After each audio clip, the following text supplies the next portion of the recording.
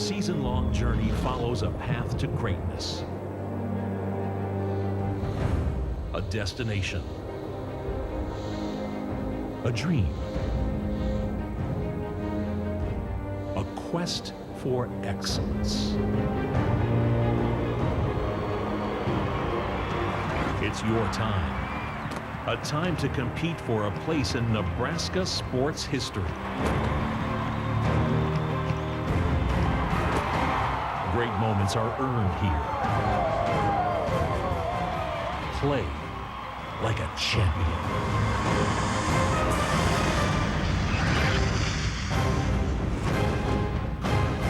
Welcome to the NSAA State Football Championships on NET. NET Sports, Nebraska's home for championship sports, is live at Memorial Stadium in Lincoln, Nebraska for the high school football championships on NET. And tonight, we will crown a champion in Class A. The Omaha Westside Warriors at 11-1 take on the Omaha North Vikings, also at 11-1.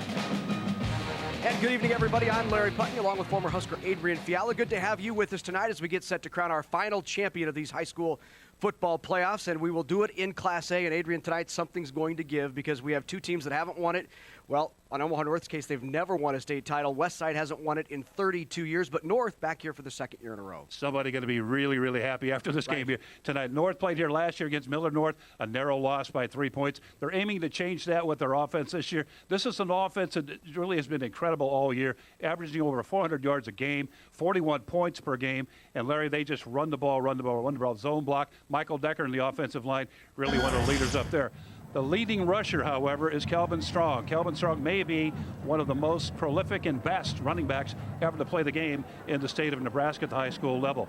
Knocking on the 3,000 yard in the season mark, and it runs all over the place, very quick, very fast. He gets the job done. Their defense is incredible. They play hard, bang-em-up football, averaging just 13 points given up per game. Going to be a tough test for Westside. Calvin Strong, the playmaker for Omaha North without question. Westside brings its own playmaker into the game. And for more on that, we go to Eric Crouch to talk about Christian Hagan. Well, Christian Hagan, I couldn't think of a better leader for their team. When you think of an offense that is very, very good, you think of Christian Hagan. He's a senior quarterback. What he's done, though, he's took it upon himself to get better in making decisions on the football field. His vision has improved, seeing the field, reading defenses, and also you'll see this year he's been very good at buying time in the pocket with his footwork, stepping up, stepping to the side, doing the things that it takes to keep the play alive. He's the best there is right now. As we said, one of these teams will win a first state championship in a long time. 32 years for Westside, never for Omaha North. It's been kind of a quirky field this year in Class A. For more on that, let's go down to the sideline. Here's Sean Callahan. Thanks, Larry. You talk about this Class A season. Really, there wasn't a dominant team. There were about 5, 6, maybe even 8 teams this year that feel like they should be Memorial Stadium. But I think when you look at Omaha Westside, this team just came together. There really isn't that one superstar like a Calvin Strong. They've got about 4 or 5 guys that have really willed this team together, and it's a special group for Brent Freund. They beat Creighton Prep twice in a season. That's the first time that's ever happened. That's the arch rival, and it's just one of those teams that's come together at the right time. Had a huge win over Millard West in the semifinals, and it's been fun to watch because this is one of those stories I think that Westside people will be talking about a long time as this group of players has come together here in November.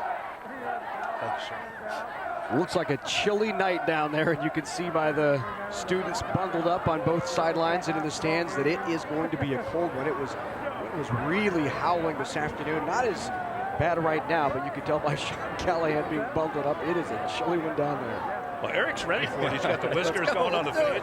He's ready to go. He's lathered up as far as warmth. That's right. I was prepared for this wind and this cold weather. That's for sure.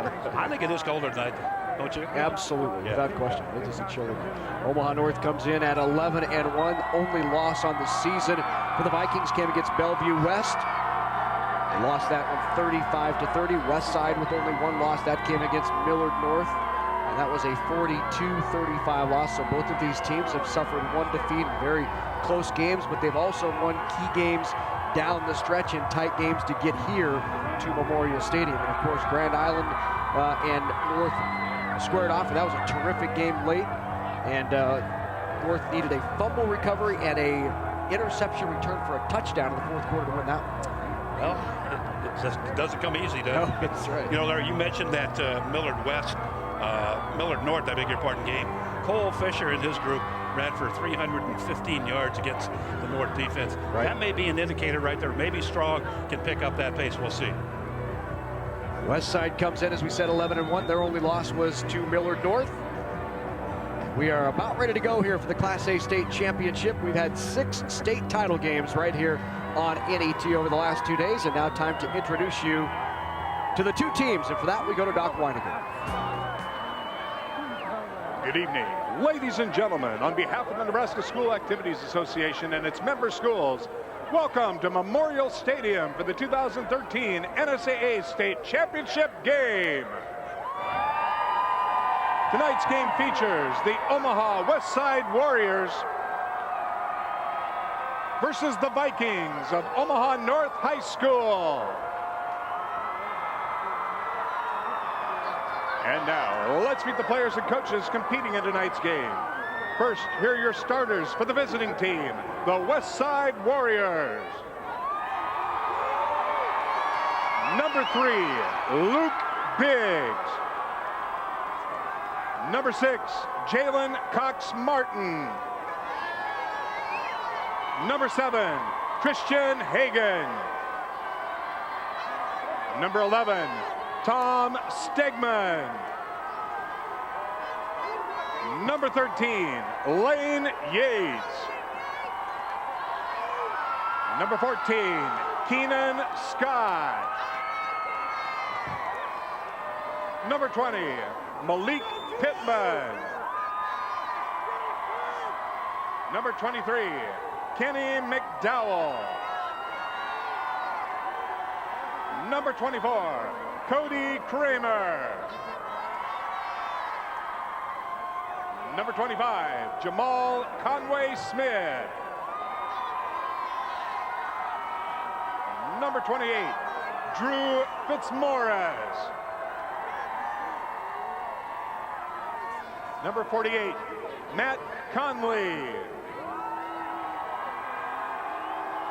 Number 49, Honko Hermusas.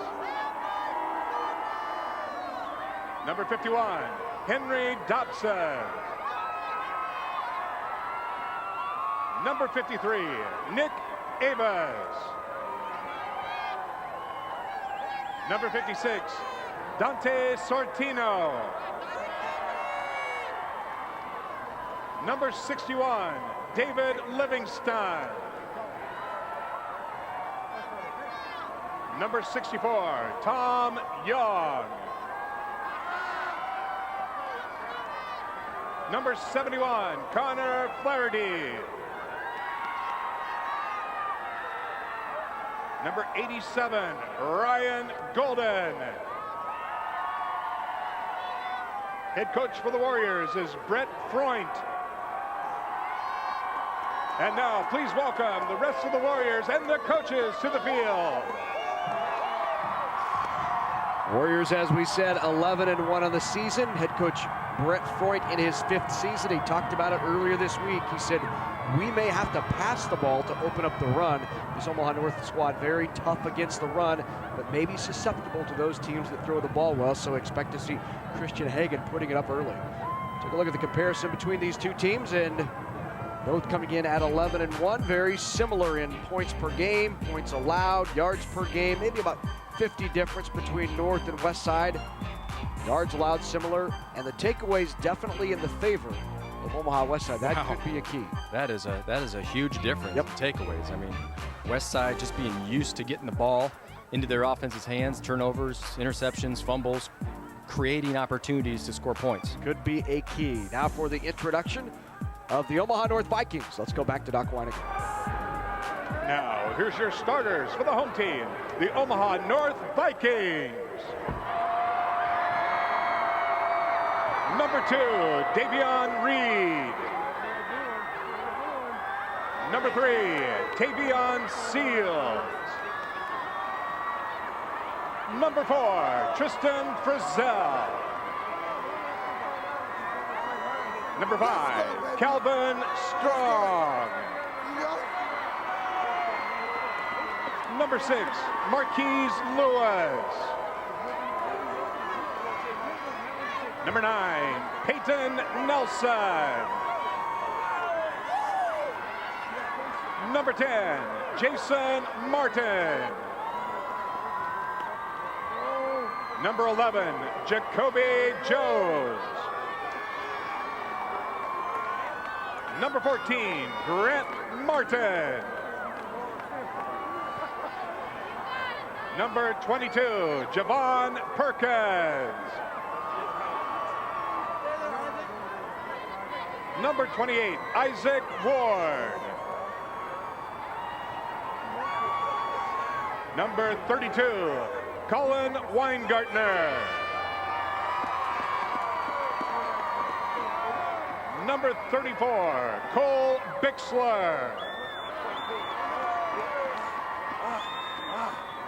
Number 45, Elijah LaBalis Hawkins.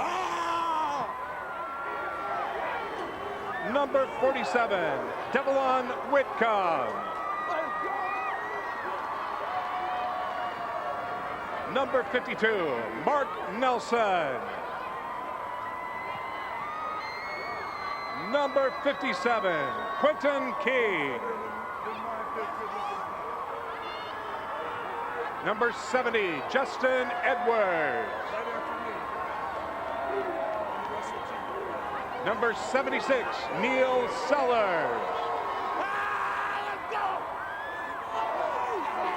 Number 78, Michael Decker. Number 79, Jordan Johnson. Number 98, Jalen Onefeather. Head coach for the Vikings is Larry Martin. And now, please welcome the rest of the Vikings and their coaches to the field.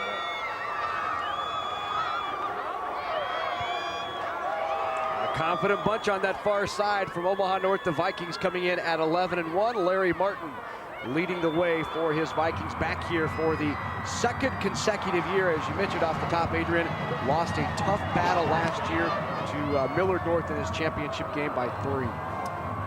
Certainly have a look of confidence. Have a look as if, folks, we were here, and they were.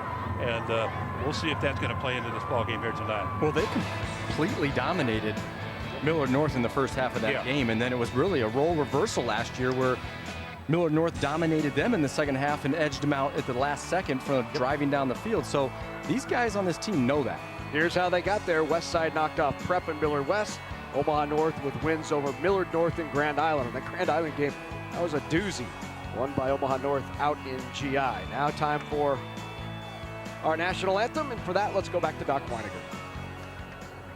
Ladies and gentlemen, your attention please. At this time, we would ask that you please rise and remove your hats for the singing of our national anthem. Singing the anthem this evening will be the Lincoln North Star Mixed Octet, directed by Mrs. Joni Osborne. Oh, say, can you see by the dawn's early light what so proudly we hailed at the twilight's last gleaming, whose broad stripes and bright stars through the perilous fight o'er the ramparts we watched were so gallantly streaming, and the rockets' red glare, the bombs bursting in air, gave proof through the night that our flag was still there. Oh, say does that star-spangled banner yet wave o'er the land of the free and the home of the brave? Next octet from Lincoln North Star. When we come back, state championship on the line in Class A. The Vikings and the Warriors get set to battle. School's almost over. What's next? I mean, what are my choices? I want to find something I love, so I can make a life for myself. And then I can give back.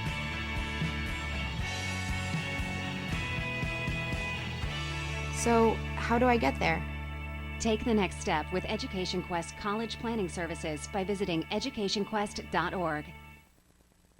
When you've been around for more than a century, you understand the power of generations, the value of nurturing and developing those who will carry on the legacy of agriculture and food production. That's why the Aurora Cooperative helps young people gain the experience, expertise, and wisdom to feed the world, be good stewards, become responsible community leaders, and continue setting the example for the generations that follow. The Aurora Cooperative, growing opportunities. Methodist Health System is pleased to sponsor NET Television. Together, Methodist Hospital, Methodist Women's Hospital, Methodist Jenny Edmondson, and Methodist Physicians Clinic serve the healthcare needs of families throughout the Omaha and Council Bluffs area.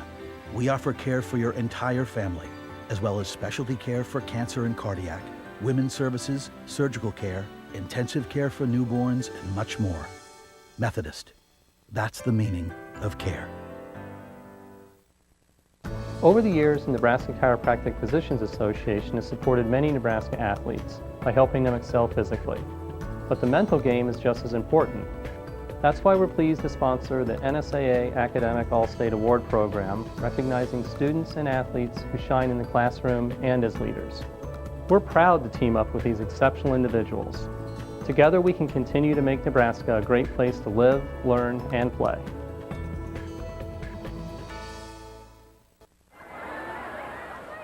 Certainly a chilly night here at Memorial Stadium for the Class A game. 21 degrees, that wind north and gusting at 32, so it may be 21, but it feels like about 10 down there on the field. It is a chilly one, and you see them bundling up down there.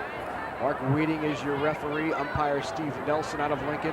Justin Pavich is the linesman. The line judge Bo Heiss, and Jacob Wolf, the back judge out of Gretna. Rick Stromer is our red hat, helping us keep time on the field. Ready to go here, Class A state championship. There's Simon Lassen ready to kick it away. Jamel Conway-Smith, Lane Yates deep for Omaha Westside. The kick is away. It'll be taken at about the 9-yard line. Moving up the field is Lane Yates. Yates across the 20, out to the 25, call it the 26-yard line. Return of 17 yards. That's where Westside will take over. The Warriors led by their quarterback, Christian Hagan. You heard Eric Crouch talk about him off the top. He's a game manager, has grown throughout the season.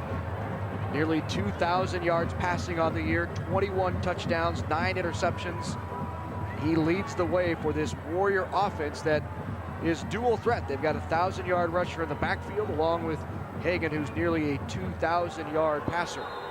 In fact, needs just 13 yards to reach the 2,000 mark for the season. Right away, he'll go up top, finds his receiver out in the flat. He's hit quickly and dropped by Marquise Lewis from that left cornerback spot. Here's a look in at the backs of receivers for Westside. Hagan, Yates, Connolly, Pittman, Conway, Smith, and Golden.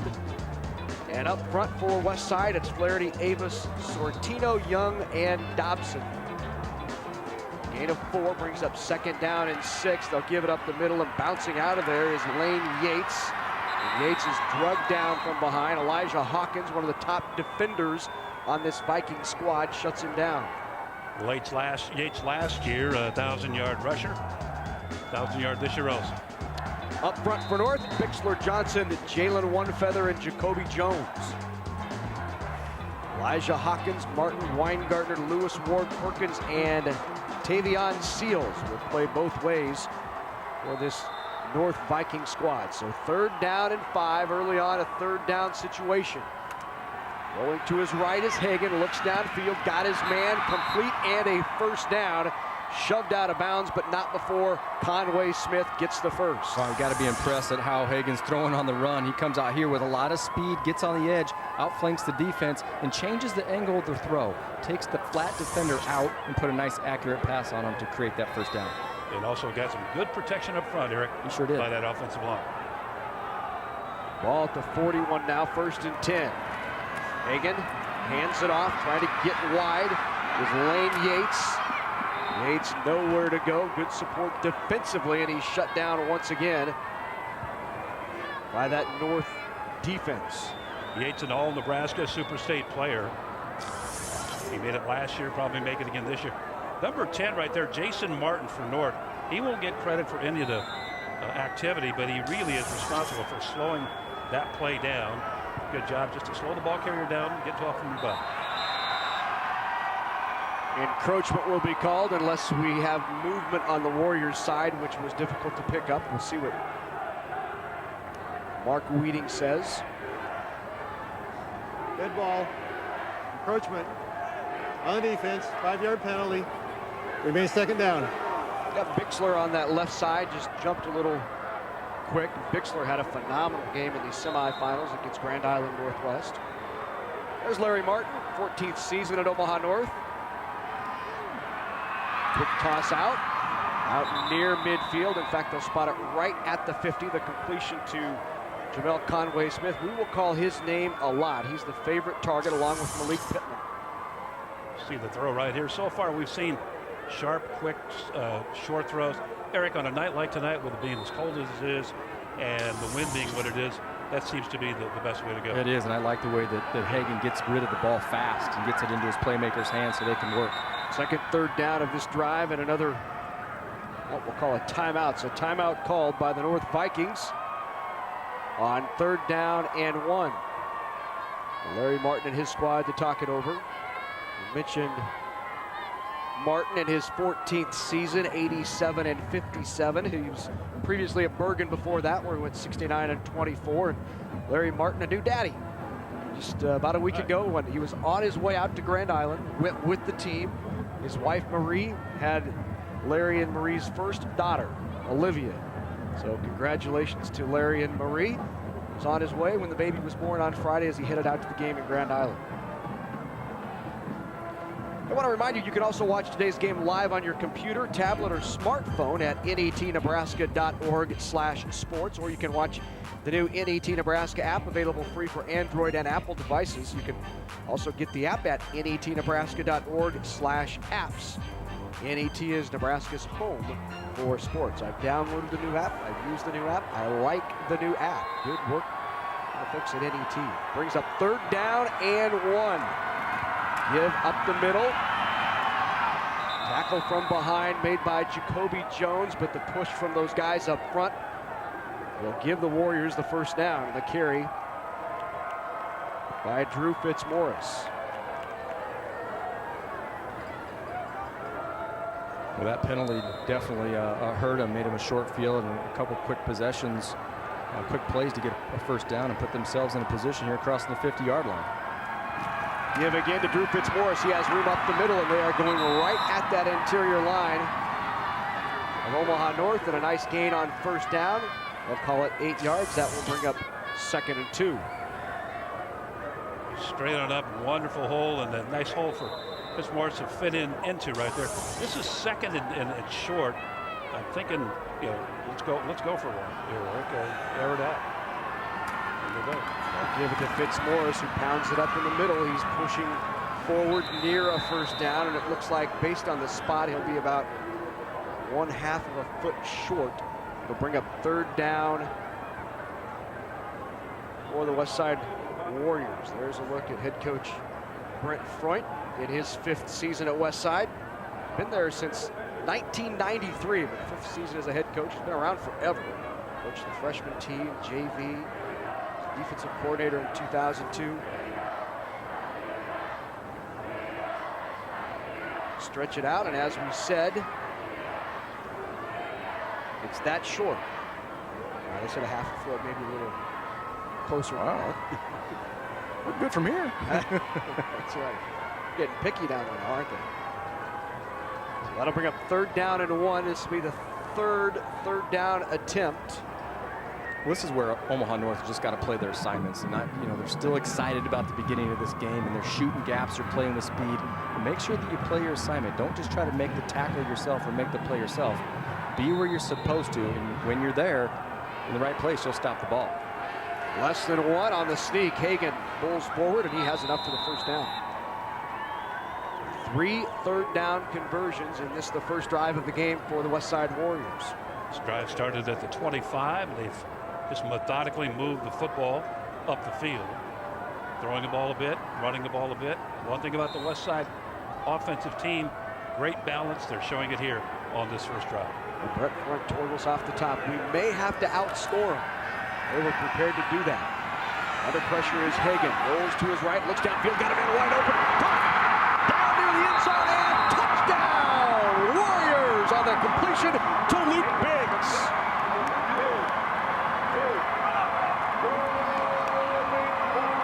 Christian Hagan rolls to his right, buys some time. Briggs breaks free, and they hit him on the touchdown. Luke Biggs. This gets to what you talked about, making a play with his legs. Right, he's buying time in the pocket. He's working his feet to the left. He came to the right, and then he threw an accurate pass down the field on the run. One of the hardest things to do. He squared his shoulders up and put a nice catchable ball out there for Luke Biggs to catch for a touchdown. On for the PAT. It's kicked through is Christian Hagan. Hagan will hold triple duty tonight. He'll be a field goal kicker, a punter, and a quarterback. One more look at the throw. What you like here is Biggs just continued to work to get open, to get free, and he came open by quite a bit. He got behind the corner there, and tell you, when you lose sight of that receiver, you can have your way pretty much with him. And good job by him to get free, and good throw. Right, and a nice job by Hagan just picking him up too. It looked like he had him for a second. He came off, then he went back to him again. So a good job of sticking with him and delivering a nice pass. Let's take a look last year at the state championship in Class A. We head to our flashback.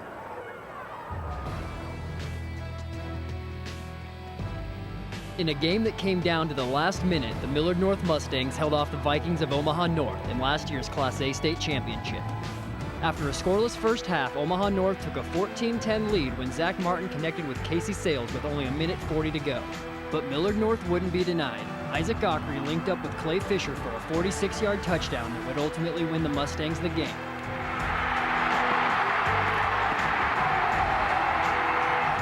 Omaha North had one last chance to send the game to overtime, but missed the field goal.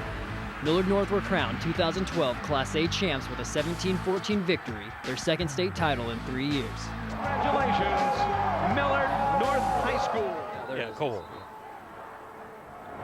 So there's a good look at last year's game, and there's your Omaha North squad that finished that close last year to winning a state championship. Back here again this year, dedicated themselves throughout the season to trying to get back here. Larry Westside on the drive, 10 plays, 74 yards. They covered that ground in 3 minutes and 20 seconds. So again, just a very nice methodical operation by Westside. Only the way that you would want to start the football game out. Drive down the field and you score. Give your offense very good confidence coming into the game. Hagan to kick it deep. Actually, the kick is short. It's taken by the up man. Returned out to past the 30 to about the 33-yard line. So our first look now at the Vikings offense. We're here offensively. I mean, everybody knows what the Vikings want to do. They want to establish the running game with Calvin Strong, and that's exactly what they're going to do here this first drive. They're going to get the ball to him on the outside and the inside. He's got the quick feet, the straight ahead, the power. It'll be a tough challenge today for that Westside defense. And the first give of the game is to Calvin Strong, and he's piled up right at the line of scrimmage. Good job defensively. Matt Connolly right there, pounding his chest. 105 tackles on the year for Connolly, along with Brady Novak. Keeping his eyes upfield and staying in his gap, did Matthew Connolly. They picked up that tackle, a great form tackle. Strong knocked backwards on the play. Second down and 10 now on the Vikings' first possession from the 33.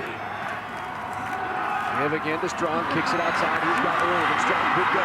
He's outside. It's a foot race on the outside. Strong. They try to swipe his feet, and he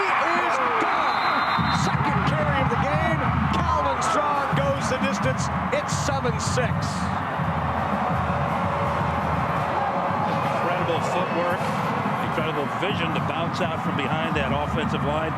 Neil Sellers up there, Michael Decker, Quentin King, the center, leveling the blocks up front, and then Strong is just all Strong from there, running away from people. One of the things we've heard about him is that he just isn't that fast. He looked pretty fast. Yeah, he sure did.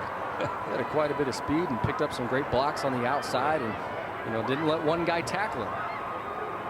Nick Polito now in to try the point after to even it up. Polito's kick is through, and we are even at 7.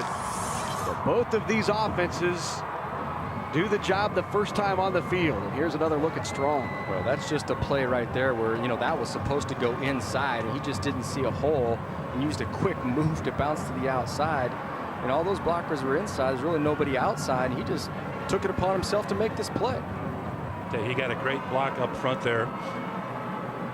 Fullback out of that set coming through and taking on the linebacker and putting him away. But Calvin Strong showing why all those numbers are there. Not a bad start. Let's go down to the field to Sean Callahan. You guys talk about that speed of Calvin Strong, and that's really the biggest question a lot of Division I teams have. At Nebraska's camp this summer, he ran about a 4.7, 4.8 40, and it was really the first time in his life he had ever timed in a 40. And I think anyone that knows testing, I'm sure Eric could attest to this, it does take some training, and I don't think Calvin was really natural in running that 40. And that's what a lot of the Division I recruiters want to see, is the speed. But when you see him break a 67-yard run like that in a state championship game, I think that verifies you've got some Division I speed. Right. Well, Sean, it's always not about the 40 itself, but it's about that start. And you can see his start speed is tremendous, too. That's really what the football game is all about. It's not always about track runaway speed, but he definitely showed it right there. I remember a gentleman by the name of Bob Hayes, Bullet Bob Hayes, played for the Cowboys. Yep. He had speed. He was like the road runner out there, but he had some other issues when it came to catching the ball, blocking people, doing that kind of thing. You're right, Eric. It's not all about speed.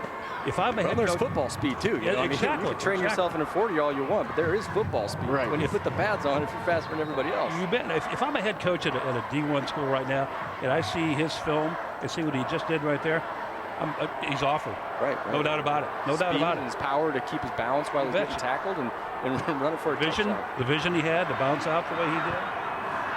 Well, Conway Smith returned that back to the 30, and that's where Westside will set up shop. They go to the air quickly again out to Conway Smith, who just had the return. Ball's loose on the ground, but it looks like Westside and Andrew Combs, right place at the right time, and Combs comes up with the recovery.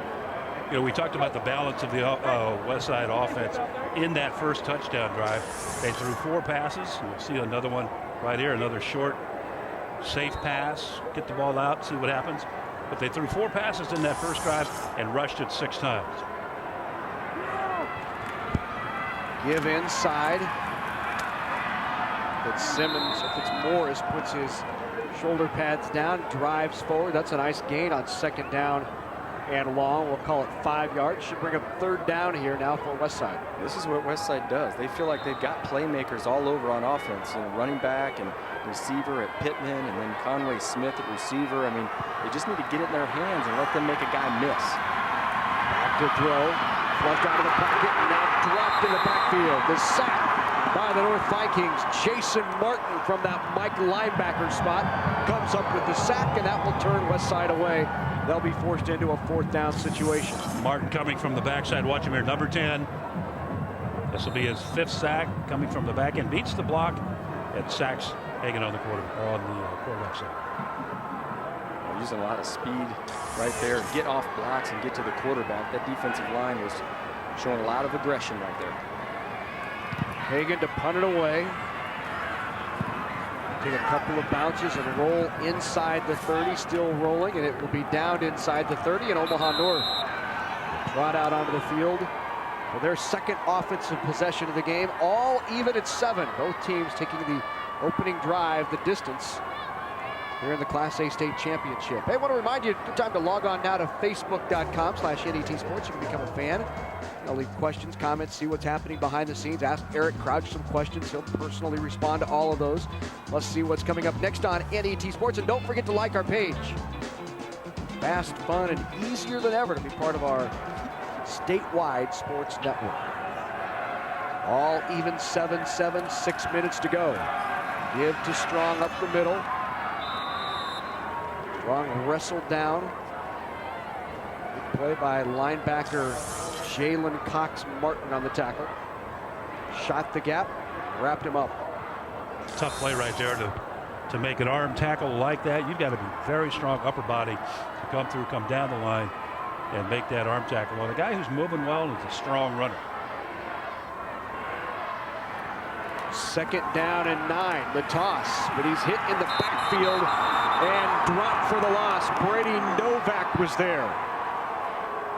Wow. This is incredibly tough football right here by that young man, Novak. Watch this. He comes in, beats that block to the inside, no less, and then makes the hit. That, my friends, is a great play. That's everybody being in the right position and having an opportunity to make the play and making it, and making a statement as well. 3rd down now and long. Nelson drops back. He'll go deep. Looking down the field and overthrows his intended receiver, Davion Reed. Really nice coverage down the sideline. Really the only place he could put that ball was high and outside. So good job of one, probably throwing that ball away and giving the only possible way to catch that ball as your player, but not enough, a little bit too much air and too far down the field. A couple of defenses now beginning to settle in here as they both turn the offense away. It'll bring up 4th down for the Vikings. And to kick it away is Simon Lawson. Back deep on the punt return is Conway Smith. Kick is away. It'll be taken by Conway Smith, and he's dropped immediately. Good coverage there by the Vikings. Well, if you're thinking that you're tuning in right now to take a look at Big Red Wrap-Up tonight, don't worry. Due to this NSAA football championship game, Class A title, the wrap-up can be seen tomorrow night instead with special guest Mike Babcock from Hale Varsity. Plus, we'll look ahead to Friday's game with Iowa. The Hawkeyes are coming into town. We'll give you a preview of that. Just join us for Big Red Wrap-Up, a special time. Tomorrow night, 7 Central, and of course, it's right here on NET1. If you're tuning in to see Big Red Wrap-Up, hang around. Watch the Class A state championship game. This is going to be a good one. Already 7-7. Already some offensive firepower. Westside now with the give, up the middle, the carry, out near midfield, past the 45 to about the 47-yard line. The carry by Lane Yates. Well, the run game has worked. I like the play calling right here on 1st down, just seeing if they can get 5 or 6 yards and make 2nd down an easier play call and try to keep the sticks moving. And it's a nice job of the offensive line making some holes. Hagan back to throw on 2nd and short, goes over the top, had his man and just over his head, intended once again for Luke Biggs. Biggs with only 16 receptions coming into this championship, and they've already hit him deep on a touchdown and then went deep there. Really nice coverage, too, by the secondary of running with him and not letting him run free like they did on that previous touchdown, knowing where he was at offensively and getting someone to run with him. 3rd down and 3, fakes the give. Hagan goes to the air again, lays it out there. Good catch, big hit, but holding on to it is Luke Biggs, and Biggs has been big already. Incredible catch. What a pop. What a hit after reception right here. Now, Hagan, watch the ball. Watch the flight of the football. Just touches it over the front defender. Then he pays the price right there. But nice touch by Hagan on the throw. Marquise Lewis laying the wood there. But after the 1st down, now 1st and 10, they go to the air again. Once again, Marquise Lewis busy out there on that left corner. Stops it for a short gain. Call it a gain of 3. 2nd down and 7. Seeing a lot of good line play up front, especially for Westside. Nicholas Avis, 53, left guard. Really playing well thus far on the counterattacks, on pass blocking. Give to Yates, and he's shut down right at the line of scrimmage. Good defensive play by Elijah Hawkins. We talked to the Westside head coach, Brett Freund, about his quarterback, Christian Hagan. Christian's been a great sense or source of balance for us this year. He's been a good leader on the football field. he's just made plays game after game with his feet, with his arm. Very intelligent football player, but he just managed our team very well from the offensive perspective. He's gotten out of certain plays when we need to, but he extends plays in the passing game a lot. He just makes big plays for us when we really need it. But never really hurts us at all, and that's the sign of a good player. Hagan under pressure there, goes deep looking for Fitzmaurice. Crowd, if you're wearing red, you wanted a flag. If you're wearing blue, you thought it was a great defensive play. I thought that was a great play. Yeah, I agree. He was running with him. I didn't really see that there was anything that he could have done. His arms were moving like he was running, and at the last minute, kind of lunged for the ball. May have even got a piece of it. Javon Perkins on the coverage, the 5'10" senior free safety. So that will bring up fourth down and 6. There's Christian Hagan back to punt it away. Off the side of his foot as it looked like he was maybe trying to place it down in there. We have a flag on the play and a shank out of bounds. So we'll see what the flag is. It's thrown right at the line of scrimmage by the lines judge. Still quite nice to be able to have your quarterback as your punter and your kicker, especially in a punting situation where you can show like you're maybe going to run a play. That's going to sneak back there with the quarterback and punt the ball away. I think it's a very nice value to the offense. You know, Eric, given this field position, that was a real illegal formation on the kicking team. That penalty's declined. First down north. Well, not surprising they would decline it after the shank punt. Goes out of bounds at about the 35, so that was a net gain of about 7 yards for the Warriors. That's where the Vikings will take over. 7-7 here in the first. Back out there on offense. Toss outside to Davion Reed. Good defense provided by that Westside defense. Conway Smith supporting in there along with Drew Fitzmaurice. I really like what Conway Smith did here. He really just out-leveraged him, made him force him back inside where his help was, and that's why he didn't go anywhere on that play. Good look at Jamel Conway Smith. 3 interceptions, 40 tackles in that cornerback spot this season. 2nd down and 9. Nelson under center. Toss to Strong. Strong steps through the tackle, gets to the outside. He has a first down and continues to pound it away. Gain of 19 yards on the run for Calvin Strong. Strong nearing 100 yards already. Watch him, he planted that inside foot, busted loose to the outside, and headed upfield to pick up that first down. That is just tremendous quickness, and again, running to that left side where Sellers and Decker play. Good blocks right there. Also a good block by Marquise Lewis. That great ability to pop that outside and create some room for himself. Nelson dropped in the backfield. That'll be a loss of 5. On the sack by Jalen Cox-Martin.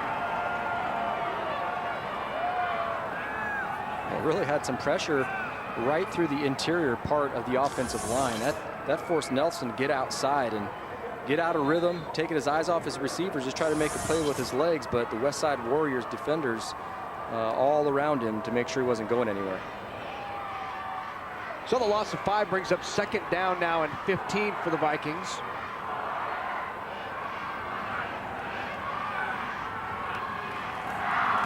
Give to Strong. Room up the middle, spins away from 1. Gain of 10 yards on the carry, and that'll bring up 3rd down and 5 now for the Vikings. Formation here would make one or 10 one to believe that perhaps Strong was going to go out with it again, but they come right up the middle. Westside ready, but still a 5-yard pickup or close to it. Big block in the middle there by that interior Viking line to clear that hole. It's a line, folks, that averages 270 yards or 270 pounds per man. 3rd down to give to Strong again. Spins out of 1, but then the posse is there for the Warriors. No gain on the play. Brings up 4th down. Strong had a pulling guard coming across from the other side of the formation, and he opened up a little bit of a hole, but I think they ran into each other, and that's why I put the spin move on. If he wouldn't have got there so quick, he probably would have had a nice lane underneath. A little too much traffic. Well, he moves fast. I mean, those blockers don't get over there, then, you know, Strong's coming. Absolutely. We talk about the size of Omaha North and their line. Neil Sellers, 6'3", 305. Decker, 6'3", 280. King, 260. Nelson, 230. And Edwards, 276. First quarter in the books of the Class A state championship. We are all even at 7 apiece. We'll be back here on NET.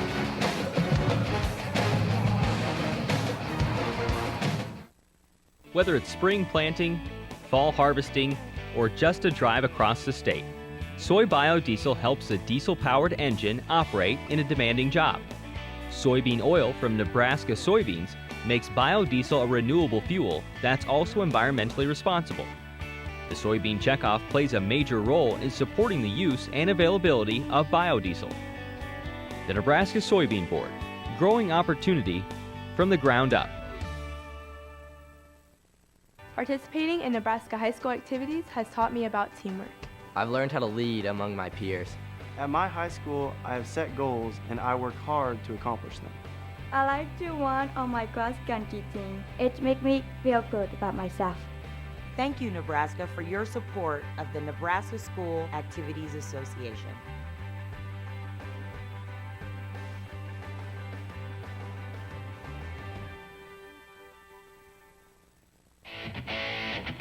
NET Sports coverage of the 2013 NSAA Football Championships are brought to you in part by the Nebraska Public Power District, the Nebraska Soybean Board, Blue Cross Blue Shield of Nebraska, by Education Quest Foundation,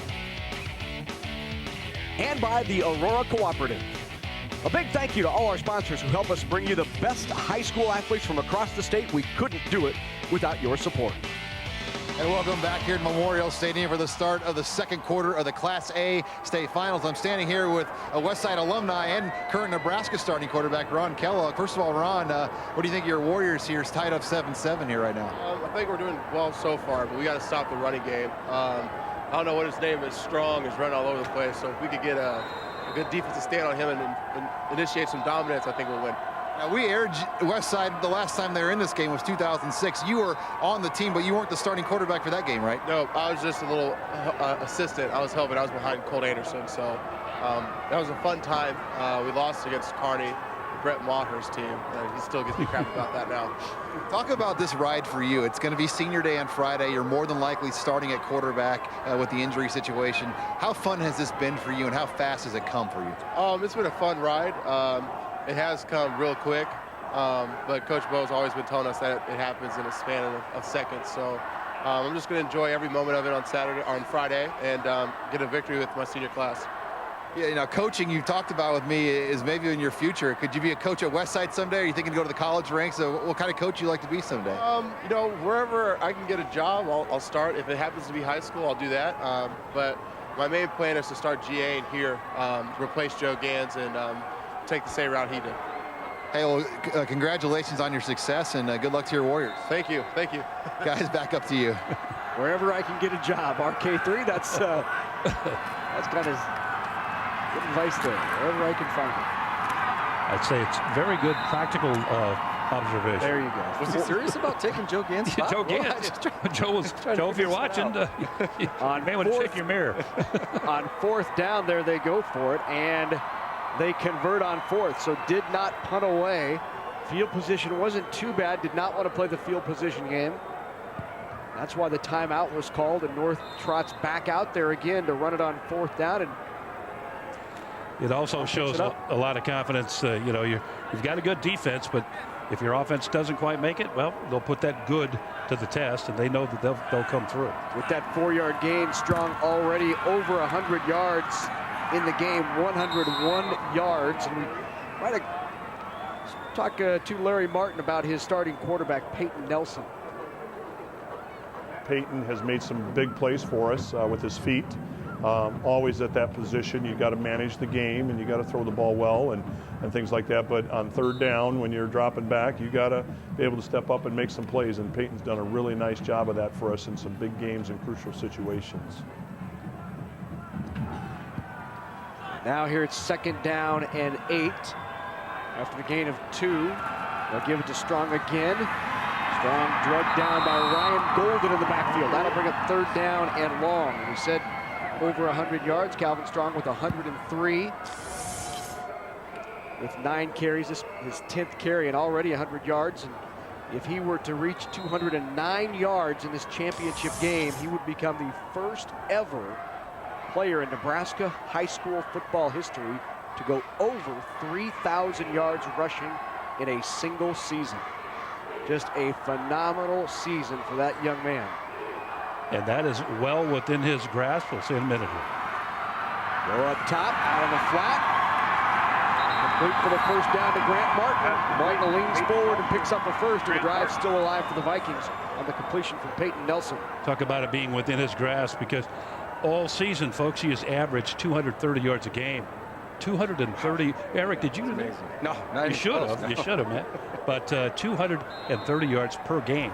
So that 209 that we're talking about, well within. He's already got 100 of it. Took him 39 carries in the semifinals against Grand Island to get his 221. That's a career high. He's on pace tonight. If they get it to him up the middle, still on his feet inside the 10, down to the 6-yard line goes Calvin Strong.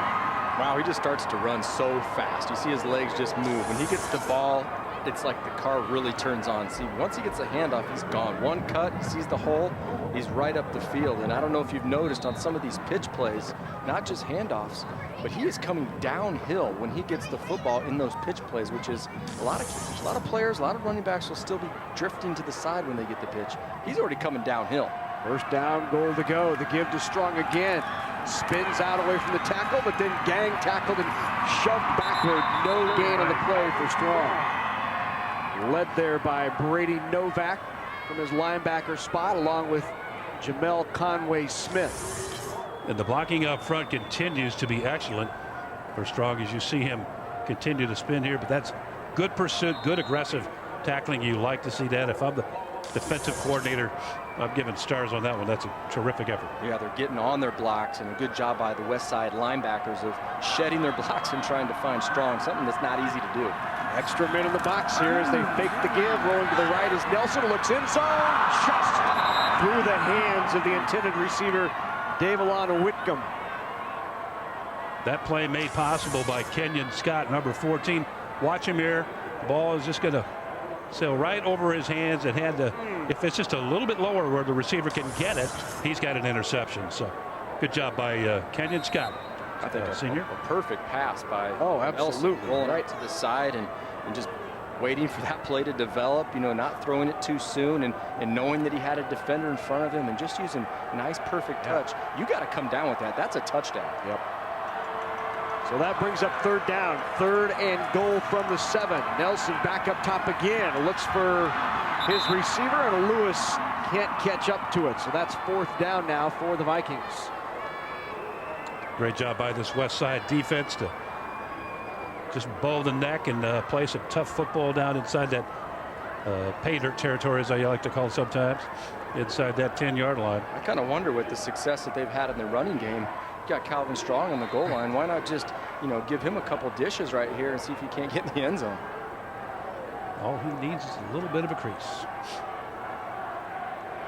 I think Larry Martin started counting bodies in the box and said, wait a minute, there are 11 guys in the box.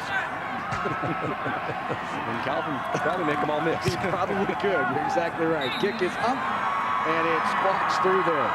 Kind of a wobbly duck hit through there, but Simon Lawson kicks it through, and it's 10-7 North on top of Westside. Well, time now for our Class A state trivia. Time for the NSAA championship trivia. If you're the first person to email the correct answer to sports@NET Nebraska, you win that good-looking shirt right there, the NET High School Championship tee, size extra large. Our trivia question tonight, the final of the championships.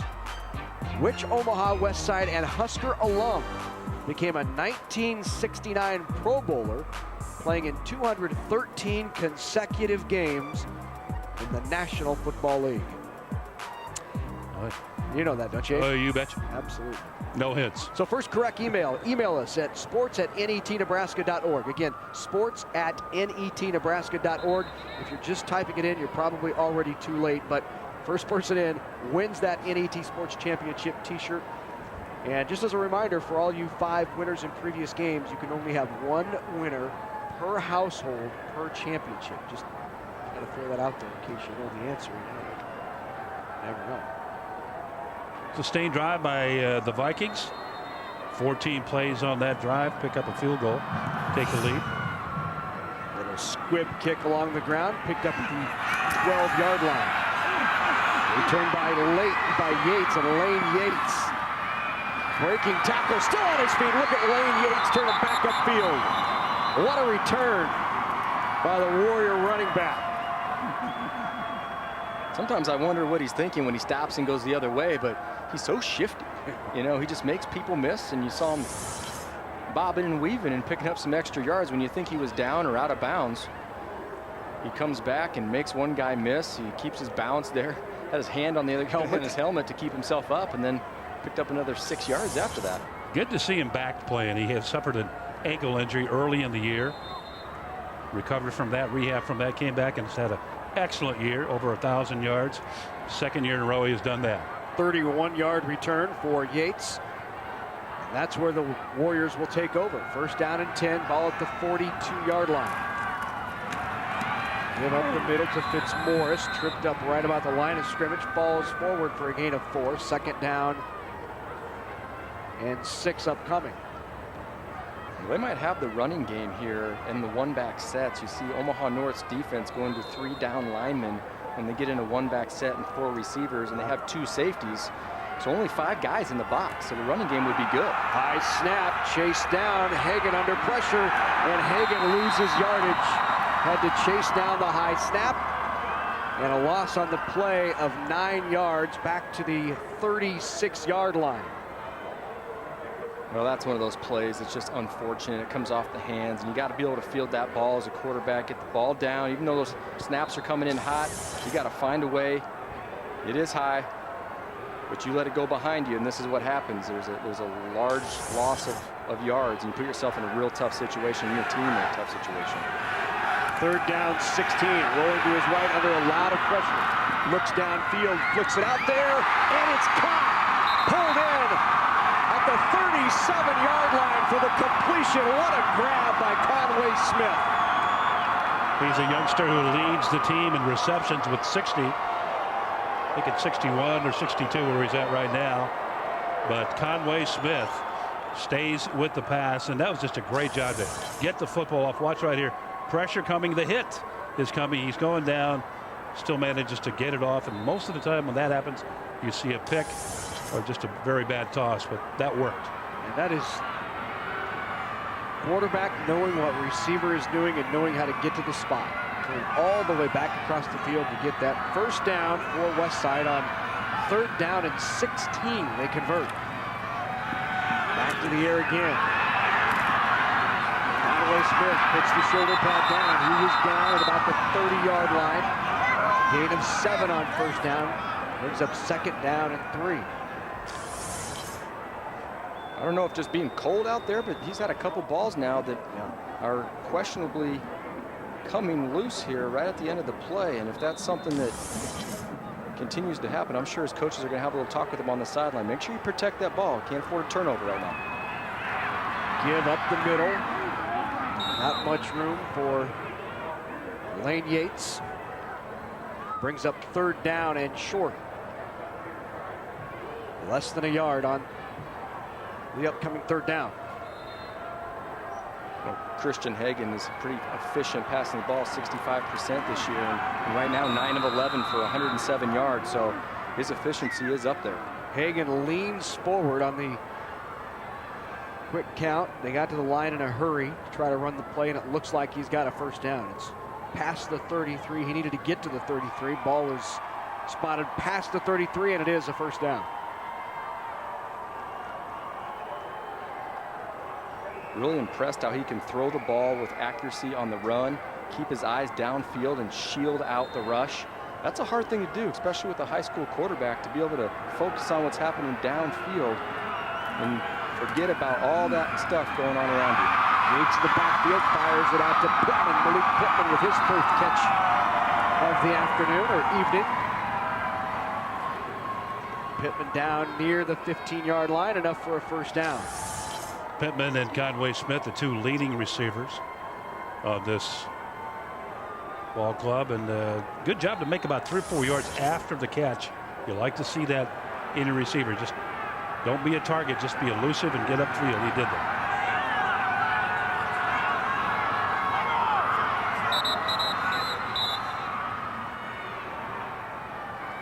Whistle blown, timeout called by the Viking defense. Larry Martin will take a timeout as Westside is on the move once again. First down and 10, ball at the 15-yard line of the Vikings. Down 10-7.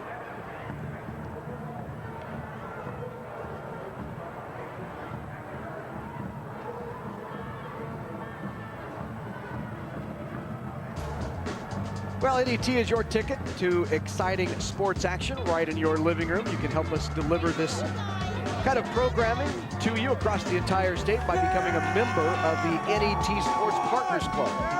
It's your contribution to NET Sports that helps to ensure that your favorite programs like this one, State High School Championships on NET, will continue for years to come. You're so important to the process, and we appreciate your support. And for that support, you'll pick up some terrific gifts as a thank you from NET. So log on to netnebraska.org/sportspartners and become a member of our Sports Partners Club today. First down and 10 from the 15. Back under center is Christian Hagan. Flag on the play, and I think it might have been encroachment against that Viking defense. Certainly looked like it from vantage point here. Dead ball. Encroachment on the defense. 5-yard penalty. Remains first down. Walk it off. Ball now at the 10-yard line. Brings up first down and 5.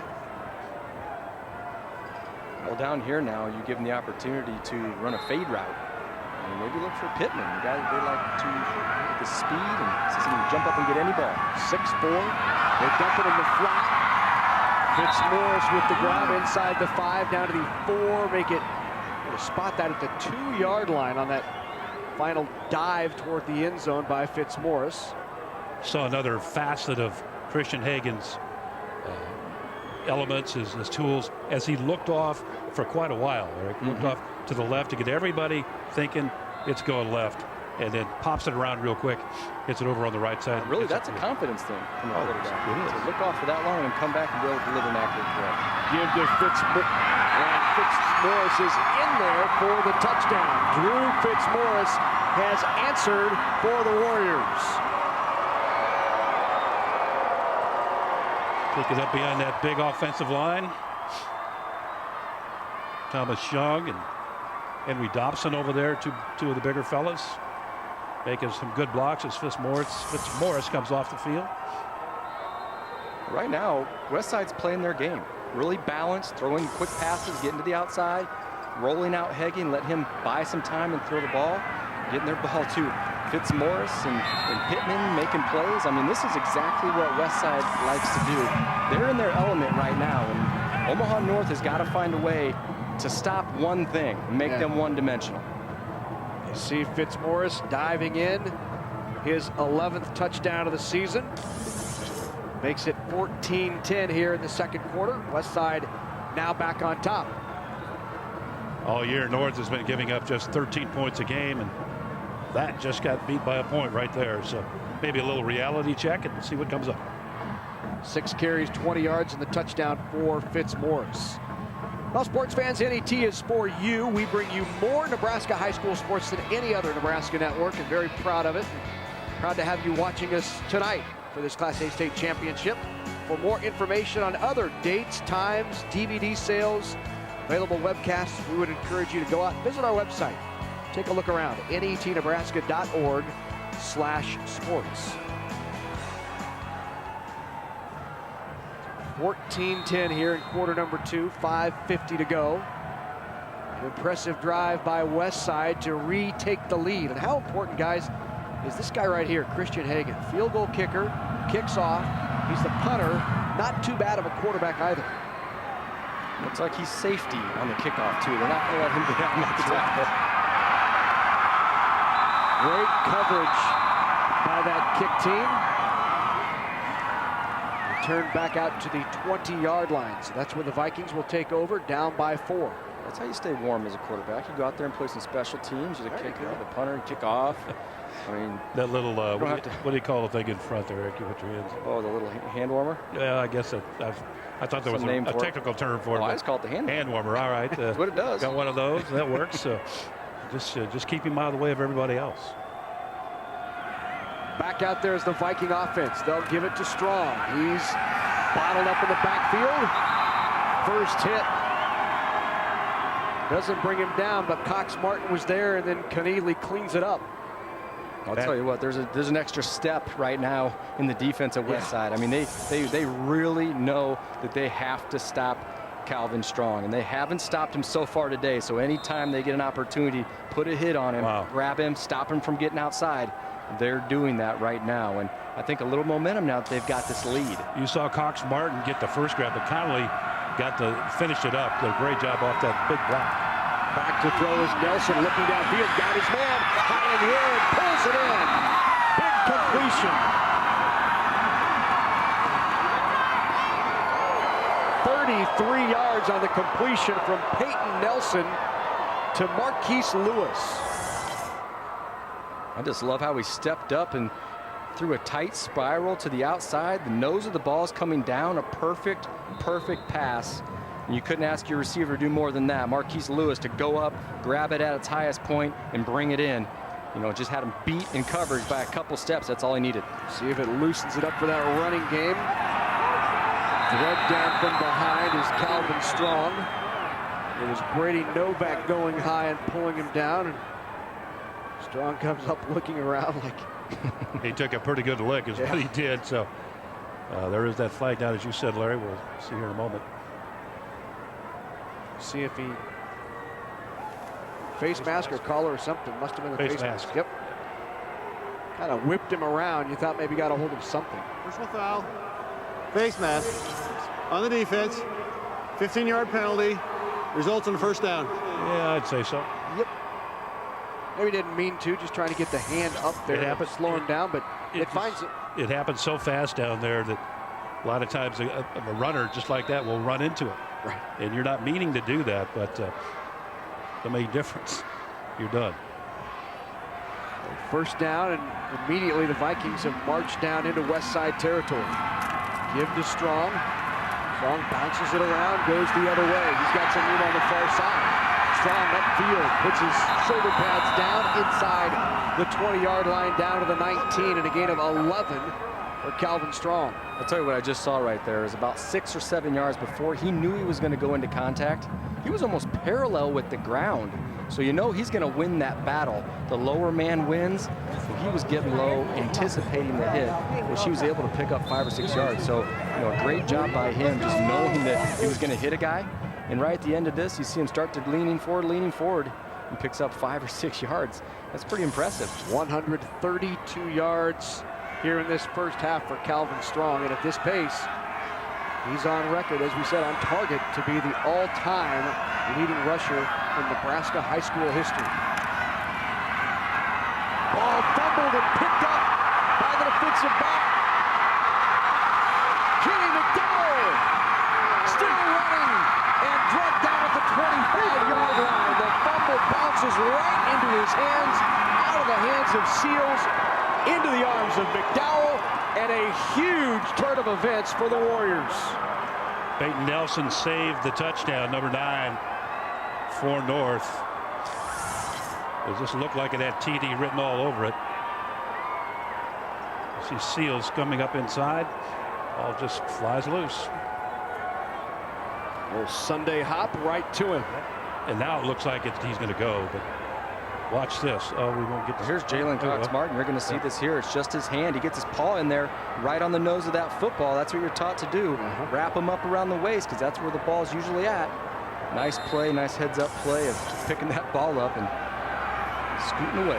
McDowell's third fumble recovery this year, and it's a big one. Huge turn here for Westside. Give up the middle, not much there for Fitzsimmons. Sorry, Fitzmaurice. We showed the graphic earlier on the broadcast about the takeaways. You know, they get 26 takeaways this year. I mean, that's just, it's one of those things that helps you win football games. Probably one of the main reasons they're here is because they get so many takeaways. It's about taking advantage of those takeaways, putting up points when you have the opportunity. Second down. Hagan throws a strike right at Conway Smith for the first down. Boy, the balance has really been evident here in this first half as we see another pass completed here, but their running game and their passing game pretty well balanced here this evening, and keep that North defense off their mark. First down and 10. Give up the middle. Lane Yates spins around and reaches forward to about the 10. Gain of 2 yards brings up second down and 8. Lane Yates, 1,000-yard rusher in his own right this year. I'd still be a little bit weary of the one-on-one matchup on the outside down here, bottom of the field here for us. Malik Pittman, 6'4". Maybe a fade route to the big guy. He said he'll go up and get it. Pittman with 7 touchdowns on the season. Hagan back to pass. Looking for it, picked off. Didn't float it in there, tried to fire it, and it's picked off by the defensive back. And Marquise Lewis, who's made a few big plays tonight, comes up big one more time. Didn't fool anybody by the name of Marquise Lewis on that play. Terrific play. He's going to sit on the route right here. Well, here's one Hagan really would want back because he predetermined a back shoulder throw. And he knows he's got a big receiver out there. All he's got to do is put that one over the top and give his guy a chance to come down with it. And he's just probably in disgust on the sideline knowing he could get that one back. You got to come up with points when you get the ball turned over and down in the red zone. Marquise Lewis back out there now on offense. They'll give to Calvin Strong. Strong out over the 10, about the 11, maybe a gain of a couple. It's not like you've been calling any games. Morris, right. Simmons, Fitz, Martin, Michael, I know. How many teams have you seen in the last day? 2 days. 11 and 12 right here. How about that? I think we can let that slide. Calvin Strong, about 132 yards now. Second down and 8. Strong slips through there, has some room. Drugged down just shy of the first down at about the 19-yard line. Got vertical to try to get some more yardage to move it upfield, and came up just shy of the first down. Well, it's just so surprising to me. Go ahead, Adrian. I was just going to say, great block right there. As far as the line goes, you're looking at number 78, Michael Decker. Decker is an all Nebraska Super State player. He made a block to spring Strong to the outside. Those two have been just golden this year. Third down keep by quarterback Peyton Nelson. Leans forward across the 20 to the 21, 22-yard line. That's enough for a first down. A good third down conversion. Big turnovers by both teams. The Vikings on their way in for an apparent score. Ball knocked loose. Westside flips the field on the big return and then throws the interception. 14-10 is where we are here, second quarter. Inside a minute to go. Strong dropped right around the line of scrimmage. Well, coming up at halftime, we will chat with the executive director of the NSAA. Also, we'll have our NSAA Believers and Achievers Awards. First half highlights and stats. It's all coming up at halftime of this Class A state championship. That was a rare hit right there, 48 from Westside Matt Conley. A rare hit that you hit Calvin Strong once and he drops to the ground. You don't see that very often. Toss outside. Strong kicks it out, has some room.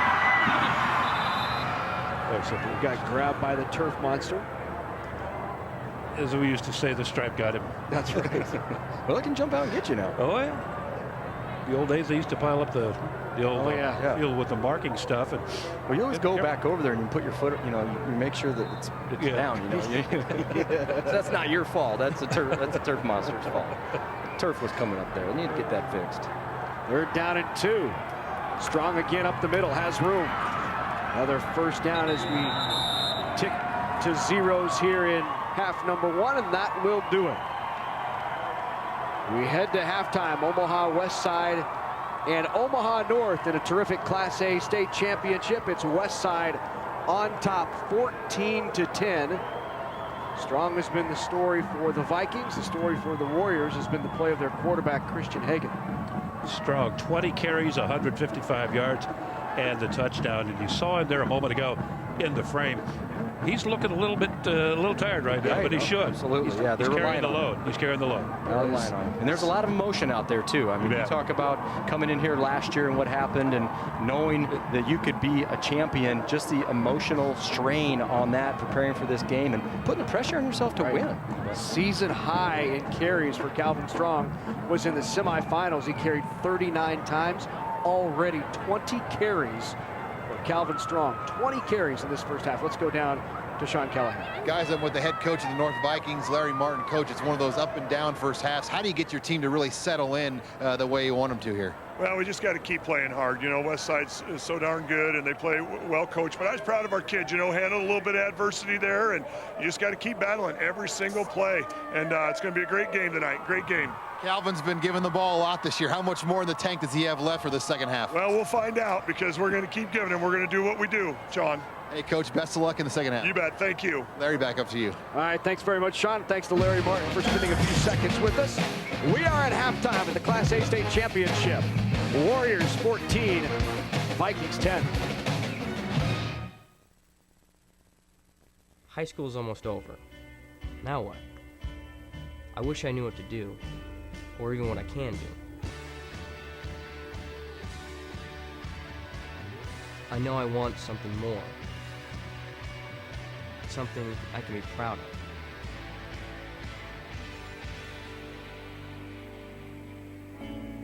So, how do I get there? Take the next step with Education Quest College Planning Services by visiting educationquest.org. When you've been around for more than a century, you understand the power of generations, the value of nurturing and developing those who will carry on the legacy of agriculture and food production. That's why the Aurora Cooperative helps young people gain the experience, expertise, and wisdom to feed the world, be good stewards, become responsible community leaders, and continue setting the example for the generations that follow. The Aurora Cooperative, growing opportunities. Hi, I'm Mark Leonard, NET General Manager. While I am new to Nebraska and to NET, I'm impressed by the continued loyal support provided by thousands of Nebraskans who've contributed generously over the years. Through your support, you show how much you value our educational programming and embrace the rich history and culture of Nebraska. Thank you.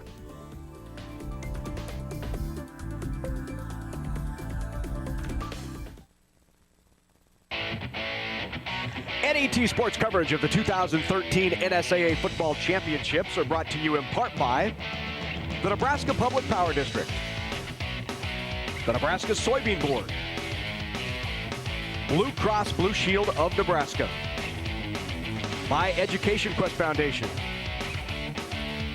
and by the Aurora Cooperative. A big thank you to all our sponsors who help us bring you the best high school athletes from across the state. We couldn't do it without your support. Welcome back to Memorial Stadium. We're at halftime of the Class A State Championship. We've got a good one here in Class A. Westside on top, 14-10. Pleased to be joined by the Executive Director of the Nebraska School Activities Association, Rhonda Blandford Green, in her, well, now first full complete year. How's it gone? Yes, it's been awesome. Just the opportunity to be back in Nebraska and also have the opportunity to lead and instead of manage has been just an awesome opportunity, and I'm very thankful for this opportunity.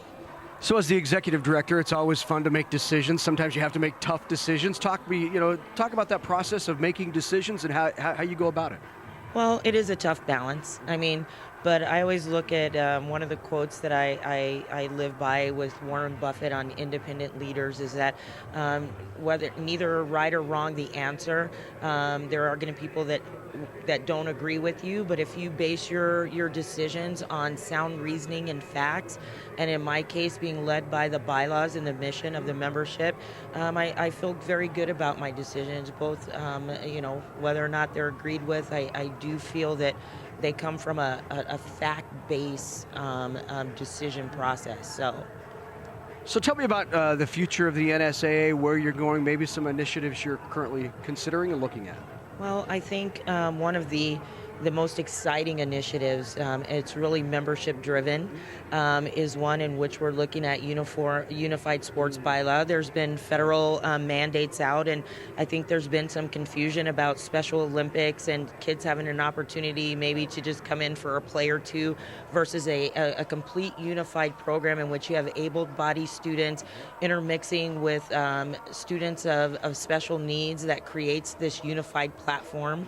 And it's a national initiative, and Nebraska we're talking about it, and we're exploring those ideas. And then also I look at our sportsmanship. I mean, we've done a great job in the sportsmanship arena and have the opportunity to brag on some of the things we're doing, but we've taken on a Cheer for Your Team platform through the NSAA, and through that platform we're really talking about cheering for your team, and that distracts from all the other comments that maybe are directed at the officials and the players. And so I think those are the two main initiatives right now, is looking at the unified sports platform and then really beefing up our sportsmanship bullying type platforms.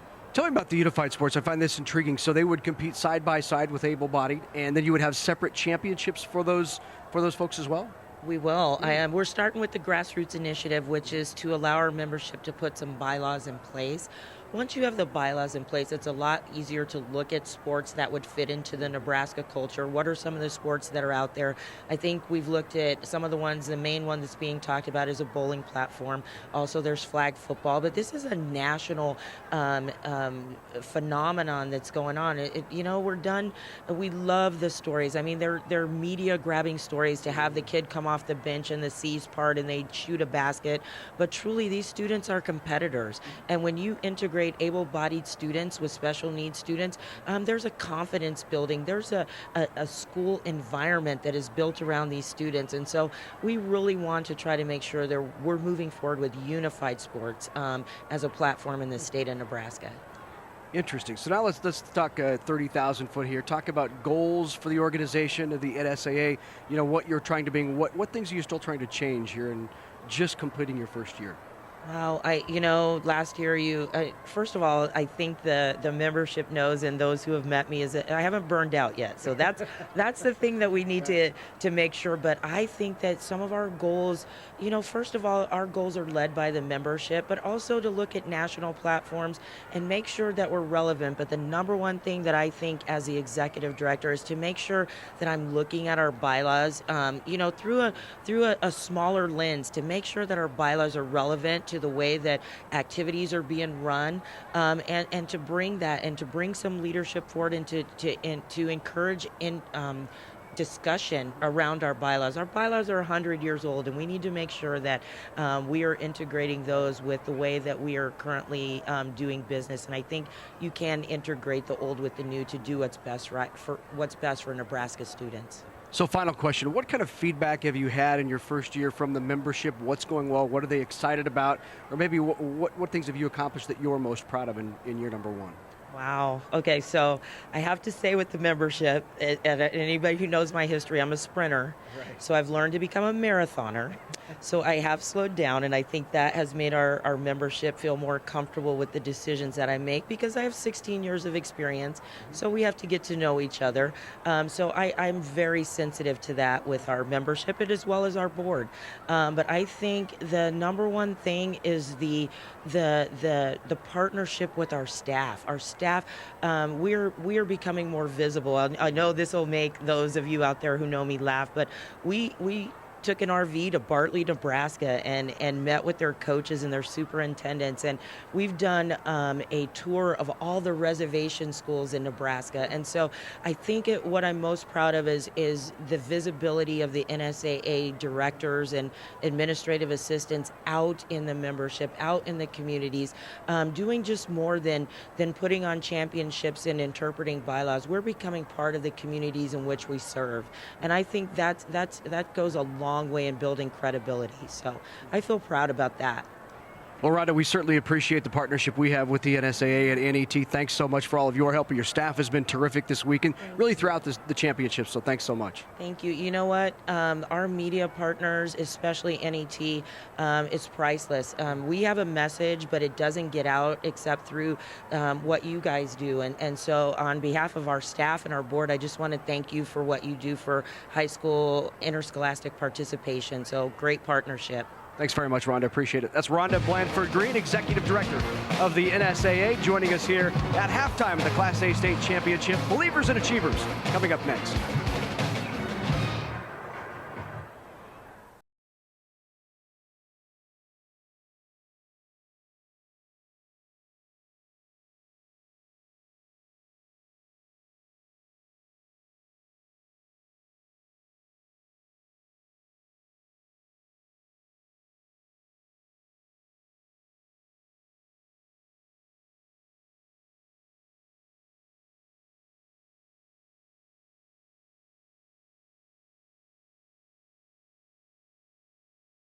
Methodist Health System is pleased to sponsor NET Television. Together, Methodist Hospital, Methodist Women's Hospital, Methodist Jenny Edmondson, and Methodist Physicians Clinic serve the healthcare needs of families throughout the Omaha and Council Bluffs area. We offer care for your entire family, as well as specialty care for cancer and cardiac, women's services, surgical care, intensive care for newborns, and much more. Methodist. That's the meaning of care.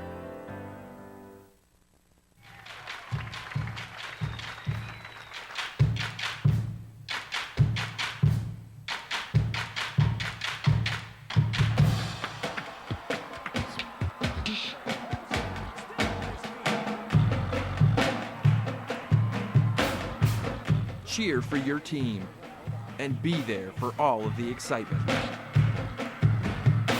For championship ticket information, visit the Nebraska School Activities Association's website. NET is Nebraska's home for sports. This is the season of Husker volleyball, basketball, and high school championships. To keep our remote truck on the road and NET sports on the air, it takes a steady stream of support from viewers all across the state. Ensure that we can deliver NET sports action to your home in the year to come. Please make a year-end gift to the Sports Partners Club. Thank you.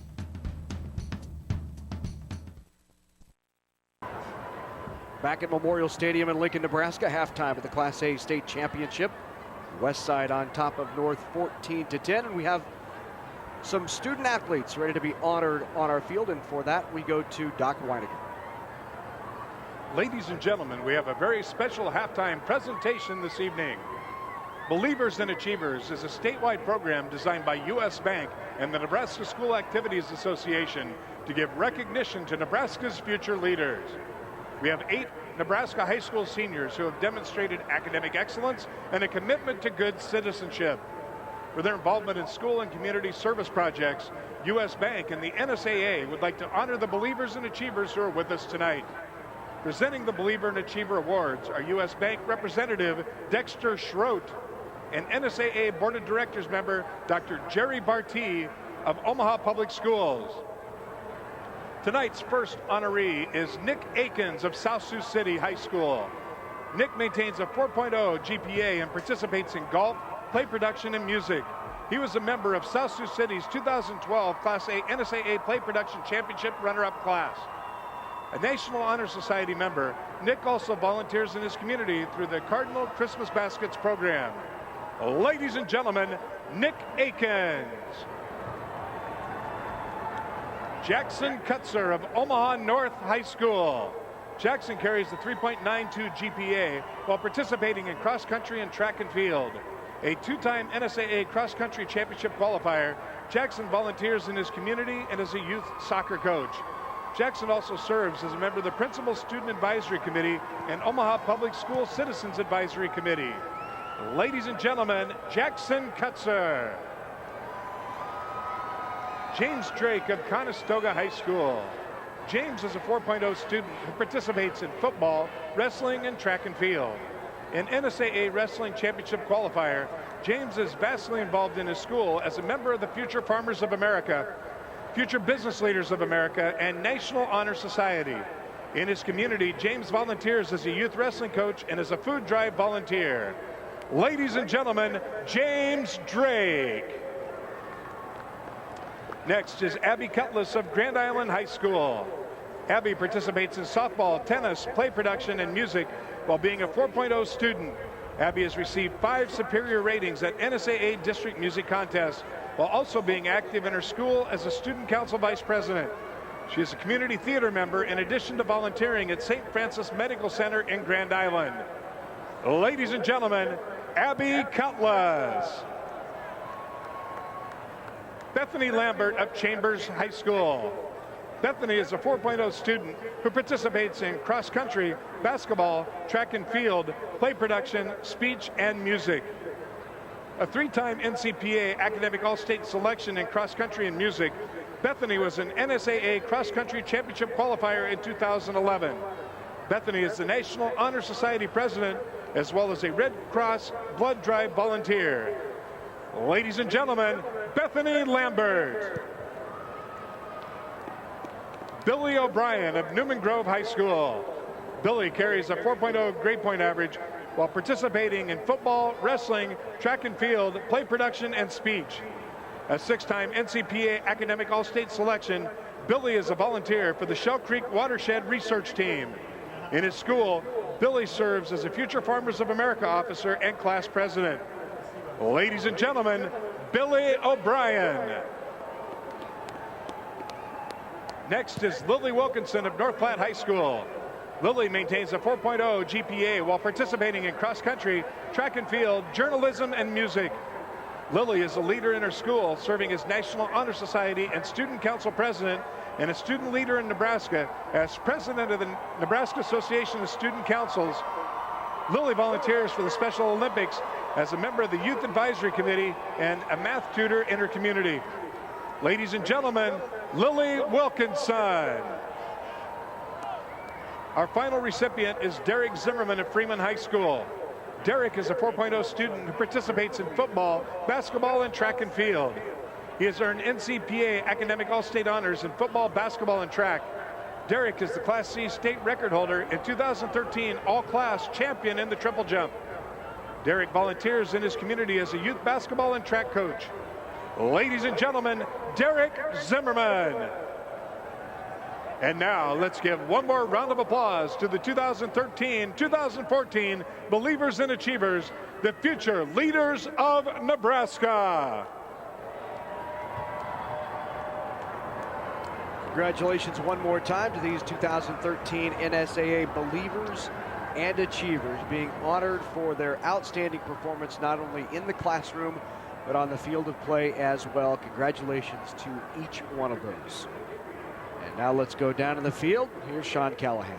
Guys, I'm with Omaha Westside head coach Brett Freund. Your team up here at the half. You have to like a lot of things you've seen here in the first half. Yeah, the defense is playing really well. Obviously, Calvin broke a couple long ones, but he's going to do that to you. But real excited how we're playing. Kids are staying on assignment for the most part. We just got to stay consistent and stop them on third downs. They've got a couple conversions that have killed us. What is your strategy with Calvin? I mean, are you guys loading the box, or what are you guys really trying to do to slow him down tonight? No, we're just trying to make him bounce a little bit. He likes to run downhill quick, so if we can get him to bounce outside and clean him up with our safeties, that's what we want to do. But he's pretty good. He can shift fields, and we got to make sure we maintain backside contain. And we've done that once, and a couple times we broke that. So we got to be more consistent. Coach, best of luck in the second. Appreciate it. Larry, back up to you. All right, thanks very much, Sean. Thanks very much to Coach for joining us. We're at halftime of the Class A championship. We'll take a look at first half highlights and statistics and second half action on the way right here on NET. Methodist Health System is pleased to sponsor NET Television. Together, Methodist Hospital, Methodist Women's Hospital, Methodist Jenny Edmondson, and Methodist Physicians Clinic serve the healthcare needs of families throughout the Omaha and Council Bluffs area. We offer care for your entire family, as well as specialty care for cancer and cardiac, women's services, surgical care, intensive care for newborns, and much more. Methodist. That's the meaning of care. Whether it's spring planting, fall harvesting, or just a drive across the state, soy biodiesel helps a diesel-powered engine operate in a demanding job. Soybean oil from Nebraska soybeans makes biodiesel a renewable fuel that's also environmentally responsible. The soybean checkoff plays a major role in supporting the use and availability of biodiesel. The Nebraska Soybean Board, growing opportunity from the ground up. It's easy to spot people who participated in high school sports and activities. Right on time. They learned important lessons like leadership, teamwork, respect. Hey, our meeting moved to 10. We'll be ready. Values that last a lifetime. We need to focus on 3 factors. Support high school sports and activities in your community. When kids take part, they get set for life. NET Sports coverage of the 2013 NSAA Football Championships are brought to you in part by the Nebraska Public Power District, the Nebraska Soybean Board, Blue Cross Blue Shield of Nebraska, by Education Quest Foundation, and by the Aurora Cooperative. A big thank you to all our sponsors who help us bring you the best high school athletes from across the state. We couldn't do it without your support. Back at Memorial Stadium, getting ready for third quarter action here between Westside and North. 14-10, Westside on top, and anything they can do to stay warm. Let's take a look at highlights from first half action. Start with the Vikings of Omaha North. Well, we expected Calvin Strong to do exactly this. And there he is off to the races. First touchdown of the night. 67-yard touchdown run. What a way to start the game, and check out the big block by big number 70, Justin Edwards, creating a big hole, big enough to drive a truck through. You bet. They got a big bunch of guys up there, as we said at the outset, average 270 pounds a man. As we see the field goal. As a whole, the Westside's done a nice job on Calvin Strong. Yeah, I would agree. I mean, a nice job. I mean, 20 carries, 155 yards. Yeah. I mean, but as far as the big play, I mean, I think he's still chewing him up a little bit. But, you know, again, like Coach Freund said, you know, one of the things is making him bounce outside and, you know, get him in the safeties. Great throw to Seals that time. Again, floating the pass over to the defender for the touchdown. Ready to go now. Ready to go. Third quarter action. Christian Hagen ready to kick it off here in the Class A State Championship. Back deep is Calvin Strong. Javon Perkins back there as well. As well as Tavion Seals.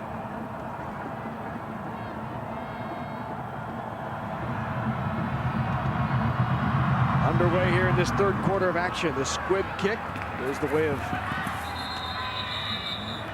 Omaha North, and they'll down it right there. Davion Reed falls on it. That's where North will take off. Let's take a look at the first half statistics. See rushing yardage, 160 for North. Passing yards go Westside's way at 137. Despite a 14-0 lead, Omaha North leads in total yards. Well, I've been just impressed again by Christian Hagen, his ability to get the ball to his playmakers and be accurate with his throws.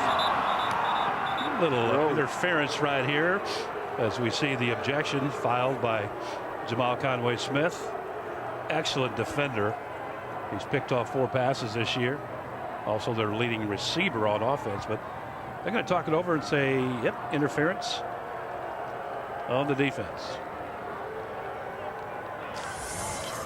Well, I think the coach, I mean, obviously you don't like a pass interference call, but got there a little bit early. Obviously a pass interference, but the way Jamal Conway Smith is playing today, you know, being aggressive, the stops, things that he's doing, I think they got to be pretty happy with the way he's playing. A 15-yard penalty takes it out to the 43-yard line. The Vikings set up shop. Frizzell in the backfield along with Calvin Strong. Here's Strong up the middle. Tries to bounce it outside, but gets out near midfield to about the 49-yard line. Gain of 6 on first down. Watch the block by Mark Nelson here, 52. Right there. Boom. Put your chin right under his chin and drive it up, and your running back goes right by. Terrific work. Brought back to pass is Nelson. Completion out to Davion Reed, and Reed. Short gain on second down. That'll bring up third down and short for the Viking offense. You know, guys, we were talking about that penalty to start. One thing that Westside head coach Brett Frent wanted to make sure of is that they limited the penalties and limited turnovers, or try to avoid those things. They only gave up one of those in the first half. Now a penalty here in the second half. Third down play early on here in the third. Give to Strong. He's hitting the backfield, but battles away from it. Stretches toward a first down. He's going to be very close to a first down. Needed the 48-yard line, and the ball looks like it is right at the 48. They will measure this, and it is close. Calvin Strong's first step, if you just watch when the ball snapped, I mean, his first step is incredible. And here's a guy he's a running back that's 170 pounds and is playing like he's 210. You would think he's a 200-pound back or plus, the way that he carries defenders and continues to get first downs and lunges forward. And I've also noticed tonight that he's incredibly good at hiding himself too behind those big linemen and kind of squirting out of it. So again, what a tremendous player. And of course, on a third and short, you're going to hand the ball off to Calvin Strong. And the other thing, Eric, that he just needs a little bit of a sliver to get through. You don't need a big hole. We've seen it happen a couple of times tonight. You don't need a huge hole to run up into. That hole so quick. Yeah, and he's so fast. You know, I mean, it's not like he's just kind of wiggling through the hole. He darts through it. You give him about 10 inches on the hole, and he'll cut right through it and go. At the first down by the nose of the football. Give to Strong again. Bounces it outside. Good gain on first down for Calvin Strong. Picks up 6. That'll bring up second down and call it 4. Second down, a long 4, maybe 5. The 49 nose guard just getting blown off the ball by number 78, Michael Decker. You know, and Decker's a great one. It's Strong. Just I don't know if he didn't make a hole for him, but he blew the guy off the ball so far. He wanted to go somewhere else. Decker is a piece of work. A junior at 6'3" and 280. All Nebraska, Super State player last year. Will be that way again this year. Strong carries for a short gain, about 1 yard. That'll bring up third down. Another third down upcoming for the Vikings. Third and a long 2. Or a short 3.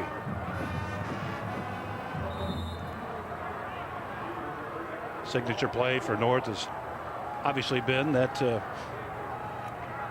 outside action with Strong. See if they go back short side here. So the 3,000-yard watch is now officially on for Calvin Strong. He is just 35 yards away as Strong gets it. Spins out. That's not Strong. That is backfield in the carry. I don't believe Strong is in there. Let's see it. Javon Perkins is in there. Javon Perkins on the carry, gets the 3.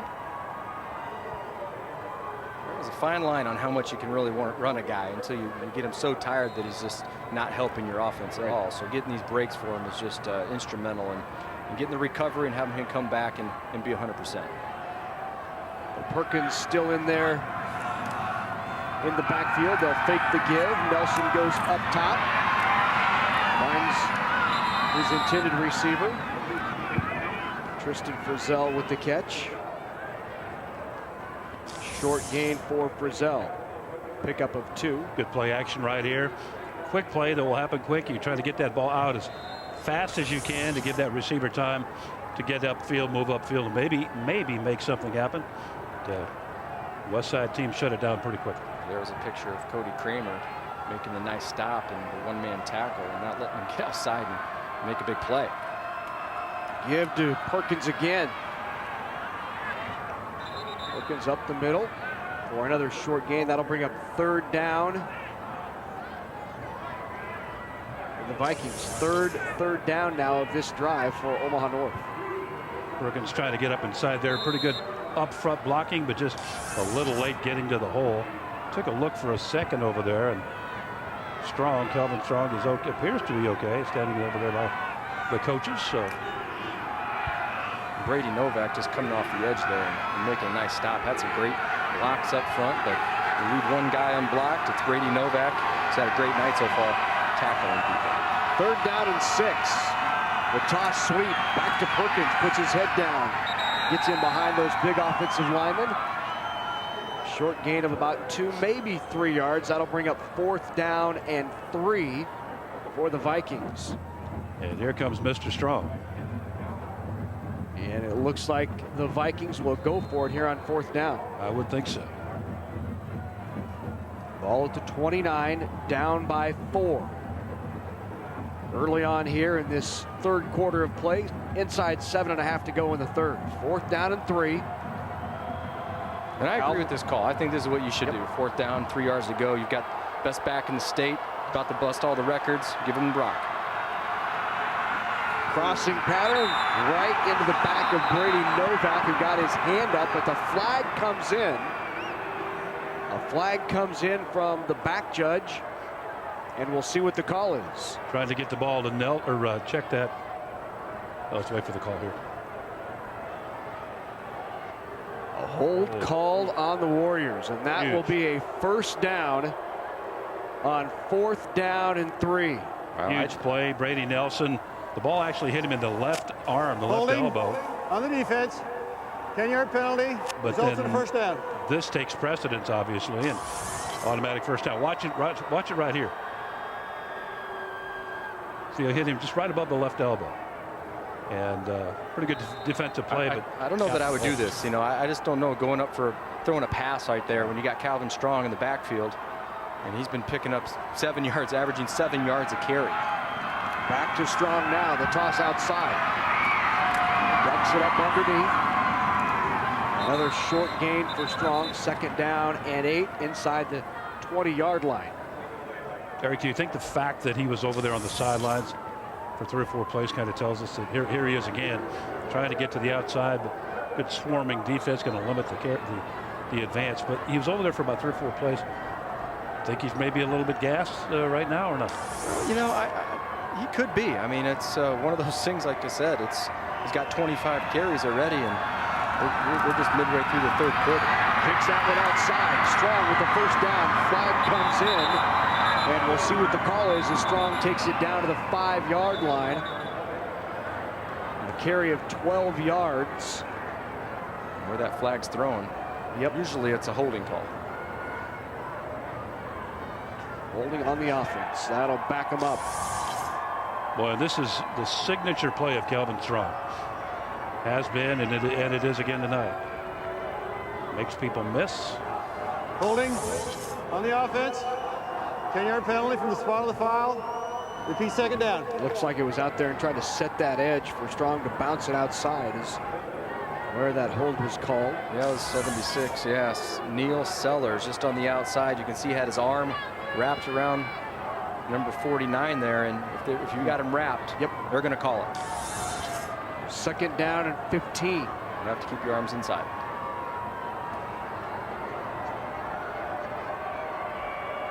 Need to get to the 9-yard line for a 1st down. 2nd down. Strong with the carry right up the middle. Well, he's a fighter, isn't he? I mean, you give him the ball and you make contact, and 4 or 5 yards down the field, you're still carrying him. And I'm so impressed again by a player that's 170 pounds to be able to. He's got 26 carries now and just running, no pun intended, running strong. Oh, that pun was intended. Yeah. 3rd down and 10, another big 3rd down. This is the 4th 3rd down of the drive for North. They go up top, a little floater, got his man up to get it. Touchdown, Omaha North. Threw it into coverage, came up with the football. Marquise Lewis on the touchdown. Terrific job, great concentration, and a very, very nice throw by Nelson. Watch this. Covered under, covered over. Almost over. A little bit underthrown. Looks it right in. Great job by Marquise Lewis to go up and get it, and Omaha North has regained the lead here in the third. Extra point is through, and we have a 3-point game. Omaha North on top, 17-14 on top of Westside. Well, still such a great throw. Now in college football, the ball that's thrown a little bit short is actually kind of a good throw because it's a really defenders good throw, aren't looking. And you have the chance to look back and make the adjustment first. And right there, that's exactly what Marquise Lewis did. He made the adjustment first, saw the ball, went up and got it between two defenders. What a fantastic play. That's a really good throw in my eyes. That ball had just one little spot to come down in, and it did. And I don't even know if the defender had enough, if he had enough going up to get that football, had he known where it was. But yeah, just good to see Nelson. You bet. You bet.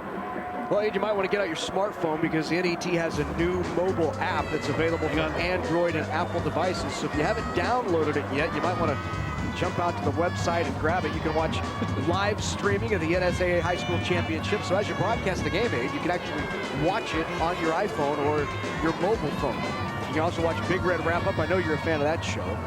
Player profiles, so much more. Just search the App Store for your free NET Nebraska app. Thanks, Larry. I appreciate the urging and just go ahead and get it done. So after this game is over, you and I are going to do that. We're going to load this baby in. So that sounds great. I know you're looking forward to that. Malik Pittman on the return, and Malik it up. That 6'4", 170 senior, walking off slowly and gingerly. Better go get some extra tape on that thing because if he's leaving the game, that's a big loss for the Westside offense. My guess is state title game, senior year, we're going to see Malik Pittman back out there. I think this drive is going to tell a lot about this Westside offense. I mean, getting the ball here and having an opportunity to drive the field and take the lead and prove that you're true champions. Let's see if they can do it after giving up the lead. Empty backfield for Christian Hagan. And a flag as time expires. Too much time taken. And that'll back him up 5 yards.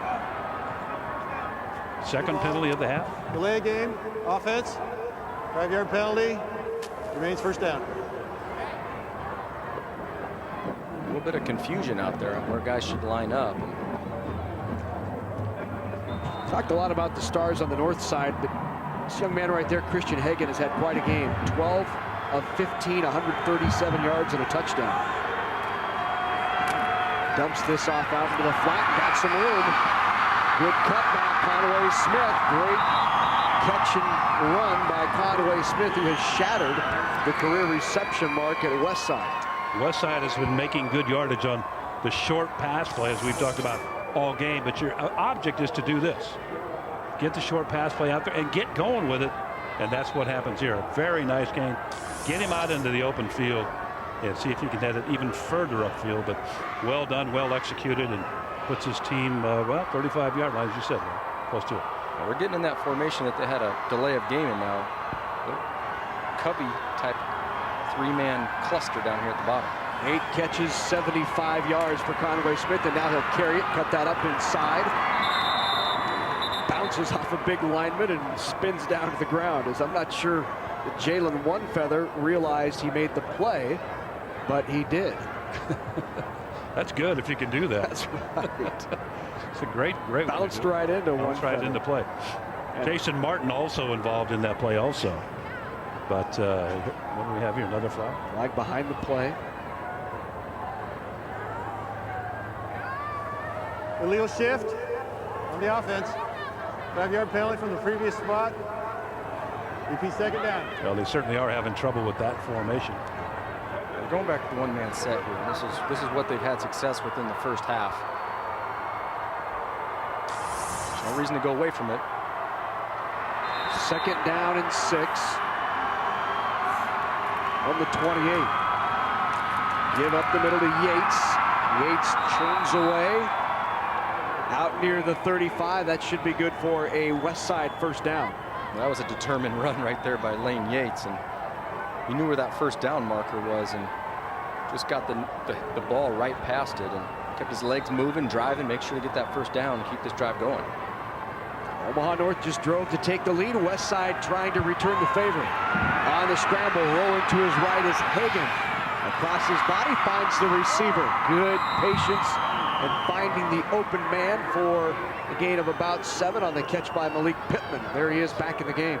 Larry, that is a very, very tough throw to make. You're running to the right as a right-handed quarterback and your receiver's breaking away from you.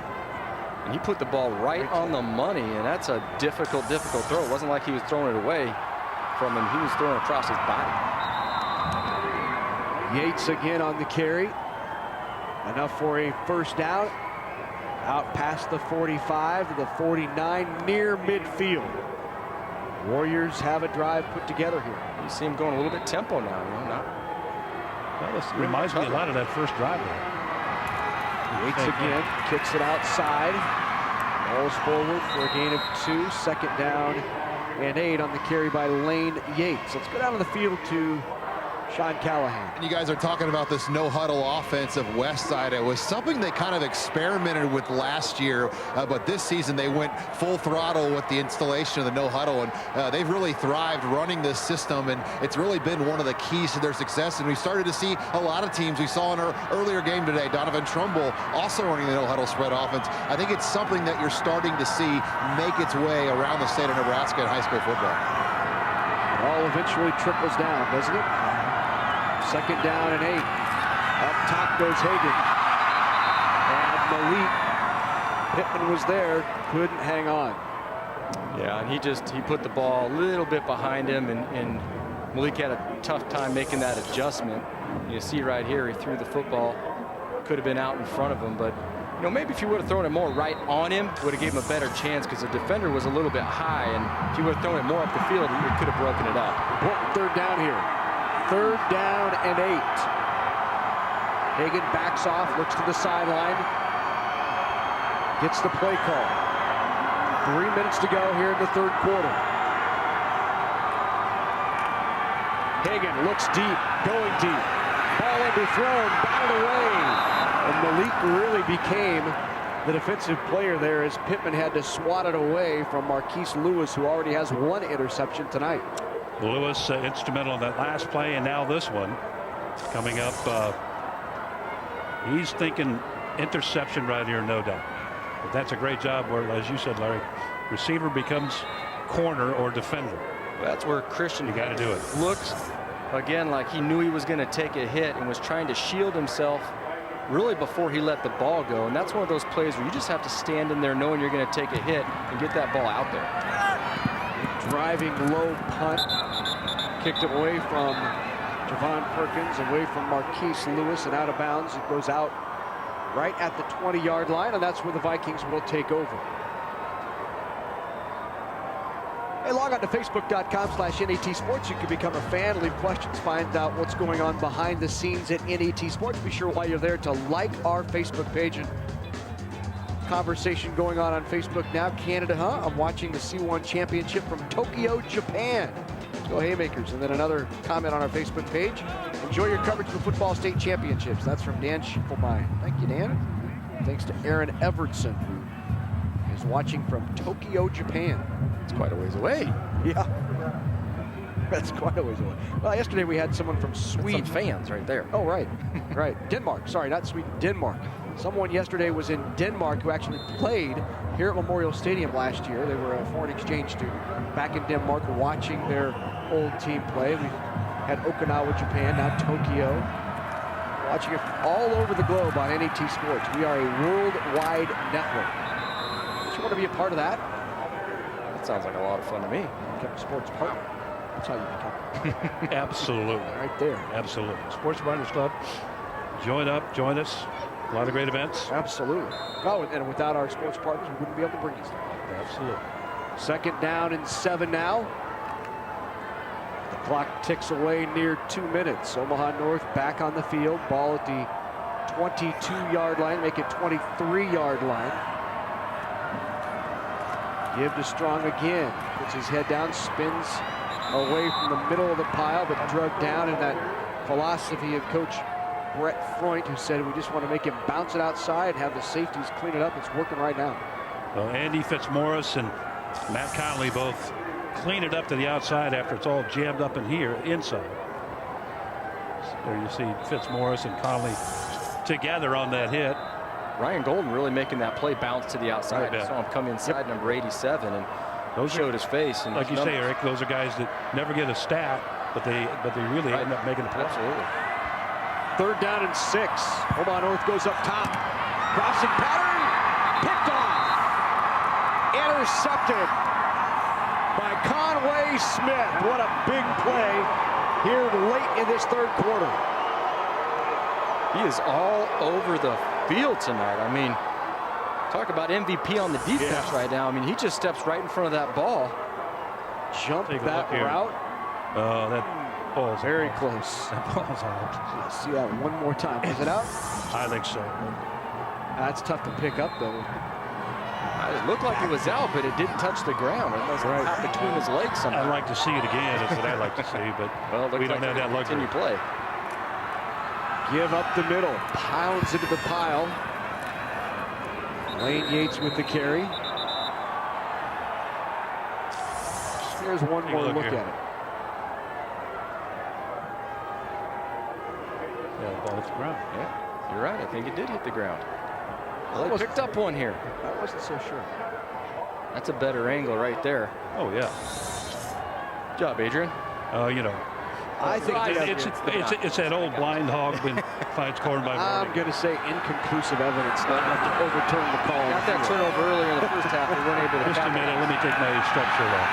Okay. Yates goes up top. There's some miscommunication out there, and they're looking for a home run shot outside, and a little bit getting away from their game, looking for the trick play. And you know, guys, they keep going after Marquise Lewis over there. He's made some plays. Sure has. Here in this ball game, and I'm not so sure they may be on to test another player on that defense. Marquise Lewis has been solid all night long. 3rd down and 7. Trying to take advantage of the turnover from Omaha North under pressure. Rolls to his right. Hagan gets rid of it, fires, and incomplete. With the pressure forced in out of the pocket. Had to get rid of it early. And that'll bring up 4th down and 7. And Freund now with a decision. Jacoby Jones on the pressure, Larry, and as Eric Crouch will testify, when you're taken out of your rhythm as a passer, it's got to be guys like Jacoby Jones. That really affects what you do. Right, and you know, and Christian Hagan, this is one of his fortes, is getting on the outside and making things happen. But they used the speed, they closed in on him and tripped him up, and his body was kind of leaning towards the side. He couldn't really square his shoulders up on that throw to get it out there and get the power that he needed on it to complete it. Good job by that rush of the Omaha North. Good play right here, man. Timeout called by the Warriors. They'll talk over this 4th down play, 4th and 7. That's why I always tell people, when you look at numbers and you only look at sack numbers, that only tells about 1/3 of the story. Because as a defender, you can have the sack, you can have the quarterback pressure, you can have your hands up in the air, you can just take the quarterback out of his rhythm by chasing him. A lot of things can happen to alter that rhythm or routine, so it's only a part of the story.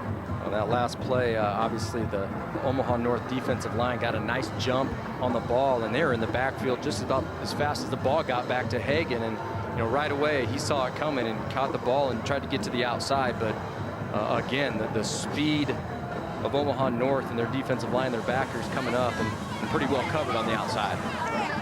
I know you guys appreciate some of the programming that we bring your way on NET, and here's another one that I know you're going to love. This is Thursday night on NET. Pioneers of Television follows superheroes over the years. Superman in the 50s, Batman in the 60s, Wonder Woman in the 70s. They all fought villains, rescued the innocent, became role models. You're not going to want to miss this. Watch Pioneers of Television Thursday night, 7 Central on NET1. Some of my favorite shows. I love that show. Tell you what, pioneers of television and talking about superheroes, that's Wonder Woman? right up our alley. Wonder Woman, Perfect yeah. stuff. Do you remember? Perfect stuff. Remember Linda Carter as Wonder Woman? We certainly do. 4th down and 7. Big 4th down upcoming for Westside. Hagan drops back to throw. Out of the flat, got his man, caught! Down the far sideline, touchdown, Westside! What a play by Conway Smith. They went after Lewis again. Lewis went after the football, but he missed it. He was trying to pick it off. He was trying to make just a huge play out there, but he missed it. Ends up 6. What the connection between Hagan and Conway Smith. Hagan delivers a dart to the outside, and Lewis tried to jump it. Didn't even get a hand on it. Right. Didn't get a hand on it. Nice connection, and couldn't get the pursuit to stop it. And there goes the touchdown, and now we had another lead change. Extra point is good by Hagan. After the touchdown pass from Hagan, watch the ball, Conway Smith. See Lewis just an inch or two. That's all it was. And that's great focus right there by Conway Smith. It really is. You know, for a second there, you lose vision of that ball. And the defender gets in front of it, and he just missed it. That's that old drill. Much. That's why we always talk about the old cliche, a game of inches. There you go. Okay. Look at the numbers for Conway Smith on the night. 9 receptions, 106 yards, and that big touchdown right there to give Westside the lead late here in quarter number 3. 4 plays to get in the end zone. 31 yards, and split it up pretty well as far as balance goes on running and passing. And, you know, they're staying with their plan. They really are. Remember, it came on 4th down. 4th down and 7. They go for it, and a tremendous completion for the touchdown. And this time, an opportunity from a turnover to put points on the board and regain the lead, something they weren't able to do in the first half. Conway Smith coming up with the interception, and Conway Smith with the touchdown. Brought in by Javon Perkins. Perkins out past the 25. On the return, that'll be Omaha North's ball at the 28. Down now by 4 at 21-17. Well, this has been a game of big punches and small punches and ebb and flow and all the rest to go with it. So still got a ways to go. Got a full quarter of football left to go. 35 ticks here. Peyton Nelson back under center for the North Vikings. Calvin Strong in the backfield. He'll get the ball. Strong swarmed under. 3 tacklers right there. Nowhere to go. As Cody Kramer was there along with Fitzmaurice. I got a feeling that this thing's going to come down to the very end. What team has the heart to keep going? You know, all the lead changes we had and going back and forth and the emotional changes of this game, what team can really hold on and focus in for 4 quarters? Up top, good grab, pulled in outside the 30. That'll bring up a 3rd down and about 5. And you know, guys, that outcome, as far as who has enough, Eric, to hang in there, I think North's chances obviously hang on Calvin Strong. Right. He's got 30 carries. That was his 30th carry last time. And now we head to the 4th quarter. Westside on top, 21-17. Class A state championship on the line, and we've got a good one.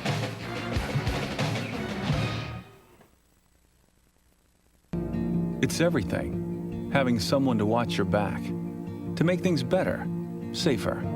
As we get closer to the 2014 deadline to buy health insurance, rely on Blue.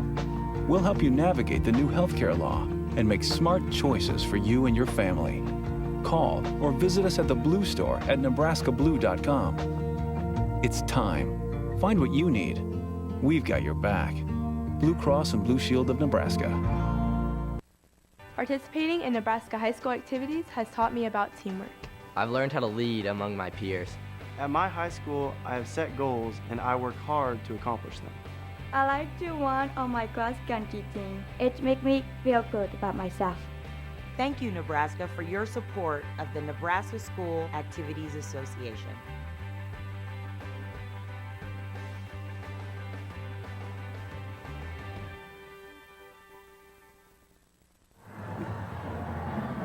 Welcome back to Memorial Stadium along with Eric Crouch, Adrian Fiala. I'm Larry Putney. Sean Callahan joining us from down on the sideline, a chilly sideline, as we've got a game heading into quarter number 4 for the Class A state championship. And there's Calvin Strong's numbers. He is 25 yards away from becoming the first ever player in Nebraska high school history to hit 3,000 yards rushing in a single season. No one else has ever done it. I think he's got a great chance of doing it. I mean, you know, look at the average right now. 6 yards per carry. You give another 5, that's 30. He's got it. Last 4 or 5 carries have not meant much for Calvin Strong. Back to throw. Fires it out there, complete. But it's going to be about a yard short on 3rd down. So what do you do, folks? I think you got to kick this away, don't you? Well, you would think so, Larry, but great grab by Davion. Really good grab. That ball's right at grass top. Good catch. Can't call that one. So they will measure this. It's going to be about a half yard short. Maybe less than a half yard, maybe a foot. Maybe he'll get it by a foot. As I said. Yeah. I was going to say if they elect to go for it, just line it up and get behind Michael Decker and go from there with it. That kid's golden. Well, I'm sure they're probably going to do that this play, too. You guys go ahead and tell me I'm wrong. That's fine. I hear. Why not do it on 1st down, right? You're at home all the time anyway. Just say it. 21-17. Good 3rd down conversion. Give to Strong. Ooh, he had a crease. Tripped up right at the line, but falls forward for a gain of 3 yards. Somebody got a hand in there and tripped him up. Well, you see how dangerous he is. I mean, the quick crease you're talking earlier, Adrian. All he needs is all he needs is 10 inches to get through there, and that was about a foot he squeaked through. And if he wouldn't have got tripped up, he might have got back into that secondary pretty quick. Tripped over his own lineman there. Had the 2nd level. 2nd down, toss again. Good support. He's dragged down, still on his feet as he gets wide, and now will be dropped for a loss of about 6 or 7 yards. That was just a bad decision by Strong to turn the back. And I mean, you just know when you're done, you've got to get upfield and live for another play. And I know he wishes he had that one back. He saw the. The other thing that comes to mind here is he's burning a lot of energy right here. A lot of energy. With the running, pulling away from tacklers, burning up that mental energy, and you just got to hope for the kid's sake and the team's sake. Well, it's almost like he's trying to do too much right now to get the lead back and win this game, and he just needs to relax and settle in. 3rd down, they go up top into double coverage. Shipped away and caught off of the tip, falls right in the hands. Is that Calvin Strong out there? No, the catch by Marquise Lewis, 6, not 5, and Lewis with a huge catch off the tip and a 1st down for Omaha North. Sometimes you're good and sometimes you're lucky. Here you're lucky. Look at the coverage. Everybody there. What needs to happen there is better communication between the 2 defenders. One guy takes the ball, one guy takes the man. In this case, neither took either one, or they both went after the football, and the man comes up with the result. Peyton Nelson, high risk there in throwing that football. Maybe should have came down to the 2nd look. Give to Calvin Strong, goes hard into the line. Another short game, maybe 3 for Strong as Marquise Lewis comes back on. But again, a nice play by Marquise Lewis there, getting it back from that touchdown. See his numbers, 3 receptions, 104 yards and a touch. Right. Between him and Conway Smith, going at it. They're really moving at it. Smith, 9 receptions, 106 yards, and the touchdown is North. North is kind of using the old wooden clapper on the door right here. Gain of 4 on 1st down for Strong. He'll get it again. Strong Ball's forward inside the 10-yard line. That'll bring up 3rd down and short. This is where Calvin Strong says he loves to play short yardage, tough yardage situations. He really thrives on these. You see that block by Sellers, Neil Sellers. Oh, my God. He's 6'3" and 305, and he just took his man to the nickel seats. 3rd down and 2. Inside the 10. Ball down to the 8-yard line. In the backfield, pulled down is Javon Perkins. Good defensive play. Jalen Cox-Martin. Huge play, Larry. Huge play. Watch this. They need to get it to those first down sticks. They didn't do it, though. It's going to create this 4th down play. And that young man right there responsible for that, Jalen Cox-Martin, 2nd leading tackler on the ball club this year. Talked about who wants it more, and right there, Jalen Cox-Martin wanted it more. He's using speed, shedding a blocker, making a big play when it counts. You betcha. 4th down and 2 upcoming. A huge play with 8 minutes, 22 seconds to go in the game. Omaha North with the ball deep in Warrior territory, and they're going to go for it on 4th, and Larry Martin will take the timeout. Smart move. Make sure everything's on the same page. Big. Might be the biggest play of the game so far. What's the call here? Well, again, you got Calvin Strong back there. I mean, if he's back there. We've seen this situation twice now.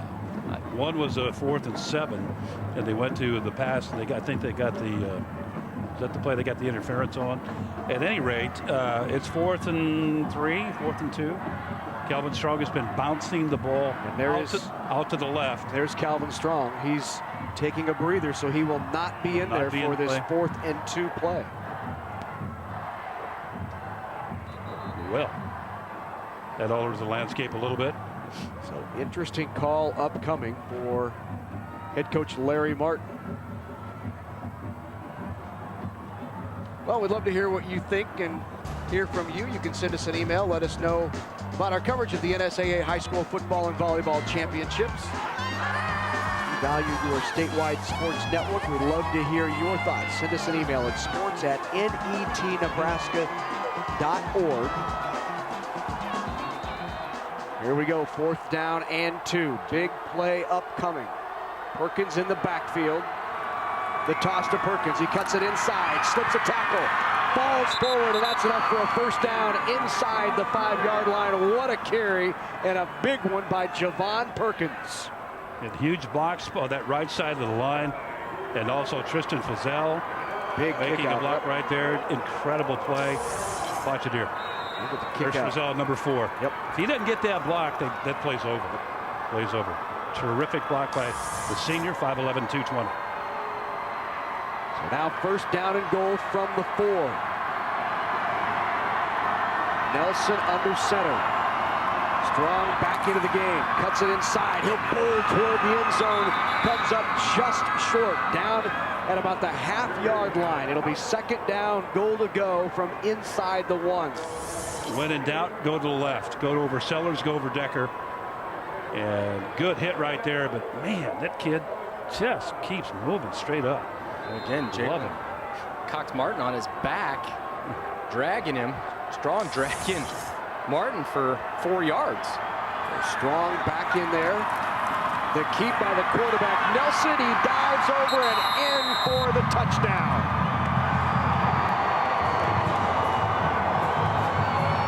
And the Vikings have answered.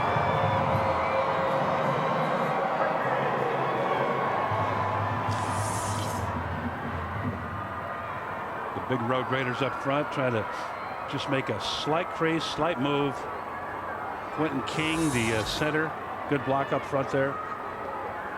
All he needed was a little room, and he got a little room, got the touchdown. Right. One of the main things you want to do down there, quarterback sneak going for it, is you want to get the snap. You did a great job of just getting the ball and taking those first couple steps and follow line. Big extra point, and it's no good. Whoa. 23-21, and now Westside with a field goal could take the lead.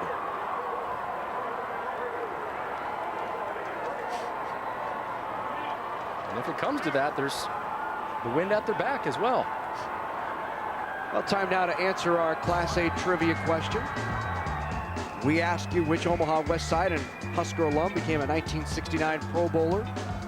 Played in 213 consecutive games in the National Football League. That, of course, was Pat Fisher. Tyler Manning of Omaha knew the answer. Congratulations to Tyler. Larry, when I was a career. When I was a youngster in high school, I used to go over to Omaha Westside just to watch him work out. Really? It was incredible. It gave me an idea. Here's what you got to do to play this game at a serious level. Down to the field, here's Sean Callahan. Missed extra point there by Omaha North, and just with the cold conditions down here, I can tell you it's a challenge to kick a football. My feet, I couldn't even imagine trying to kick a football right now down here on the sidelines. Both teams, though, do have warmers on the sidelines. We didn't see that in the afternoon game, but both Westside and North have the propane heat warmers down here to try to keep warm. But for a kicker, just feeling your toes in a situation like this, it's a challenge, and I know it had to have something to do with him missing that kick so badly. Sean's like he's having a hard time doing his mouth too. Sean's a little chilly down there on the sideline. Slow motion. That mouth is froze. Out past the 30 to the 34-yard line. 23-21 Omaha North. We couldn't ask for a better situation. A senior quarterback, Christian Hagan, opportunity to lead his team down the field to a victory. Well, each team has responded to the other in terms of scoring. So this one very well goes down to the wire in terms of who has the ball last and is there enough time. 7:16 to go. Out trots a quarterback, Christian Hagan, thrown for over 2,000 yards on the season. 186 yards, 2 touchdowns tonight on 15 completions, 21 attempts. Now they begin the drive here in the 4th. But keep it himself. Right up the middle goes Christian Hagan. Good first down gain of about 6 yards. 2nd down and 4. We've all seen that play before, haven't we? We've seen it once or twice.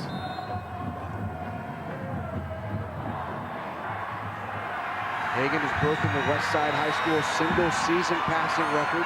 Had an outstanding year and now trying to drive his team to a state championship, their first since 1982. Looks like they'll be 5-on-5 for the pass rush. And up to Hagan to get the ball in the receivers. They look down into the flat.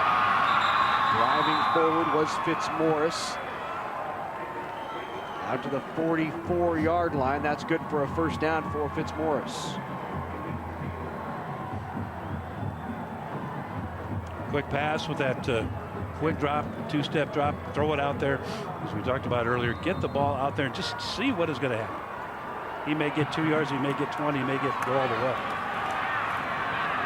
Give up the middle. Lane Yates with the carry. Short gain of about 2 yards. 2nd down and 8 now for Westside. It looks like Westside right now is staying in that one-back formation, motioning a couple guys to the slot. Yates still in the backfield. They pull it out, throw it out into the flat. Hit immediately, but again, falling forward is Conway Smith. Good yardage after the catch. Davion Reed on the play, and it was a great play by Reed Jr. He was blocked on the play, got off that block as his coach wants them all to do, and as they talk about, and still made the tackle. 5.5 to go. Big 3rd down play for the Warriors. 3rd down and 6. It's kept by Hagan. Hagan hit immediately. Doesn't quite make it to midfield, and that'll bring up 4th down.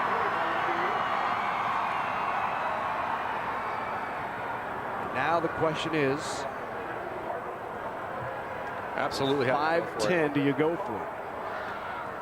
I think it's going to be tough to stop the running game of Omaha North with Calvin Strong. I just think they're going to give him the rock and let him run the clock out, and it looks like they might go ahead and punt it away and try to play some defense. But bring on the punting team. So with the wind at their back, they're going to try to stick Omaha North deep, and North will put nobody back. on punt receive. They get this ball, it's 4:37. And timeout, flag, too much time. It almost looked like with the type of communication that was coming in from the sideline, quickly going to the up man. On the offense, 5-yard penalty, remains 4th down. We might have had a fake on. There's no hiding it then. No, that's right. It was.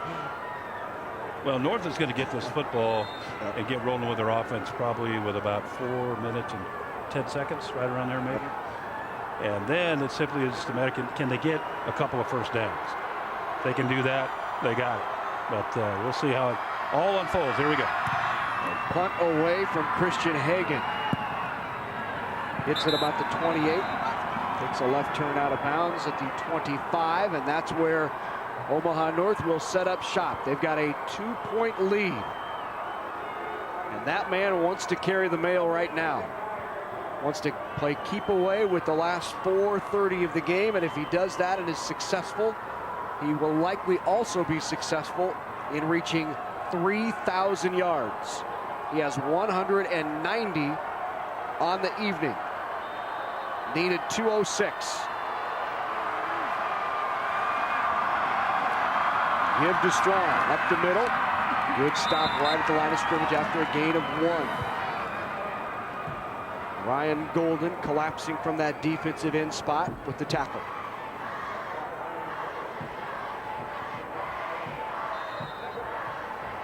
It's so important on this drive to get a stop. I mean, if they have any chance, shorten the field, have an opportunity to get in field goal range and kick a field goal and possibly try to win this game at last second. But again, you have to stop the running game of Calvin Strong, and that you know they're going to give him the ball. 2nd down and 9 inside 4 minutes. The toss. Calvin cuts it up. Strong with a gain of about 4 yards. That'll bring up 3rd down and 5. 37 carries on the night for Calvin Strong. He had his career high 39 in the semifinals against Grand Island. Still hauling the mail pretty well. He looks a little fresher. He had that 1 series off, maybe a series and a half. He had that 1 series off and kind of got a second wind. And big play right here. Find a second win when it's 4th quarter. Yeah. And you know you got to have it, right? Well, exactly. 3rd down and 5. Big 3rd down here for both of these teams. Warriors need to stop. North wants to keep it going, and it's hitting the backfield. Squirts away, but then piled up to the 30-yard line. No gain on the carry for Calvin Strong. First man there hit him hard, and that would have been Hermusis. And then watch Hermusis clean it up. After graduation, Hermusis is going on to a pro rugby career in Europe. He already has a contract for a development team in Europe. A little practice there. Big 3rd down stop. Look, you're never going to stop Calvin Strong. You can slow him down a little bit, and right there executing what Coach Freund said is making him bounce outside and clean him up with the secondary players. 2 minutes and 20 seconds. Kick is away. Lands and stops right there at the 44-yard line. So 2 minutes, 10 seconds, and it all comes down to this. Westside Warriors trotting on. Let's take a look at some highlights from our 4th quarter. A couple of big plays, including the tip right into the hands of Marquise Lewis. Led to the touchdown dive. Quarterback Peyton Nelson missed extra point. That's where we are right now. 23-21, 2-point lead. Westside Warriors need to drive and get into field goal range. If you're wondering, the long of the year for Christian Hagan is 40 yards. So that would mean he would need to get to 27, or 23-yard line. Get to the 23, that would be a 40-yarder, but in this cold, you probably would like to get a little closer. Absolutely, Larry. That's the difference probably between the 40-yarder that he kicked earlier in the year, and that is a pliable football versus what's going on out there right now. So. I think he's thinking, though, he wants to score a touchdown. Oh, Any quarterback no, pressure is going, I want to score a touchdown. I don't want to have to kick this field goal. Yep. Hagan rolling to his right, looks downfield. Tosses it out there, tipped away at the last minute. Good defensive play by Javon Perkins. And Javon Perkins just read the eyes that time of Christian Hagan. Knew he was going to lock in on his receiver and try to get it again. Almost picked off. He had it. Smith. Yeah. He had it right in his hand. Right in his hands and letters. As you said, not an easy ball to catch right now, though, either. Yeah. Second down and 10. 3 wide to the right. Fitzmaurice in the slot. Reverse. Give it to Conway Smith. Great support for the secondary. And the tackle by Davion Reed. Larry, I was happened to be watching him. He saw the action going away from him. He stayed right there. Great job by Reed. Stayed at home. We always talk about stay at home and do your job. Reed does that. And not only that, he makes a great open field tackle. Very disciplined. Wow. Huge play in this game. So third down and 6 now. Back again is Hagan. Hagan drops back. Looks on the flat, rolls to his right under pressure. Tucks it up. Down at about the 49-yard line, maybe the 48. It's going to bring up 4th down and short for the Warriors. 1:23 to go. And a timeout called by the Warriors. Second timeout called by Westside. They have 1 remaining. And a big 4th down upcoming.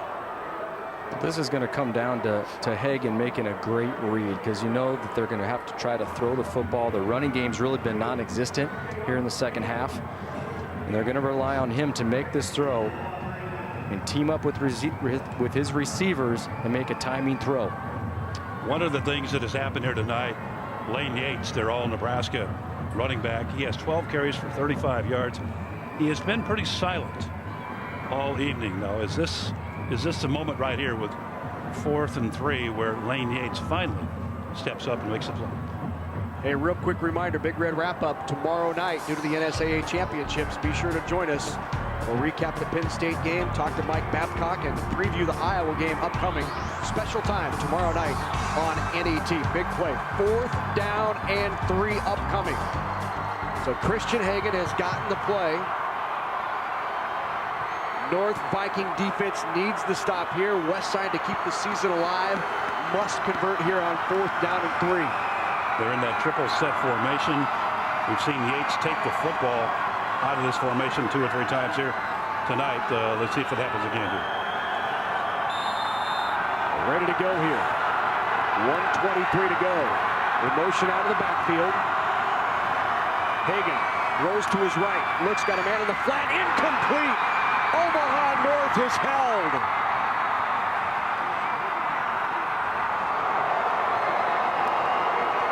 Trying to confuse that North defense.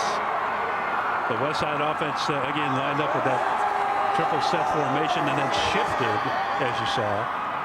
And Yates ended up being a blocker and helped to complete the pass here by knocking down this defender right there. But the ball a little high. Well, I like the play call. I think that's what they needed. They were going to go right for the sticks, and Hagan just put a little bit too high, but credit Omaha North for coming up and making a big stop. 1:19 to go, 1st and 10 for the Vikings. And now they will try to grind it out here. Warriors can stop the clock 1 time. On the toss. Hits it outside. Stays inbounds. Up. Looks like the toe might have hit the end line. They stopped the clock. Or he might have hit the edge and shake off the injury and say, Coach, I want to stay in. He tried to stay in bounds, Larry, but then he stepped out and then wanted to come back in, and by that time it was too late. He may have injured himself just on that particular move right there. As much pain as he's in. 39 carries, 1 away from his record, and 197 yards on the ground, 3 yards away from 200. Up the middle goes Javon Perkins. Timeout called there by Westside. So 1:08 to go. Last timeout taken by Westside. 3rd down and 6.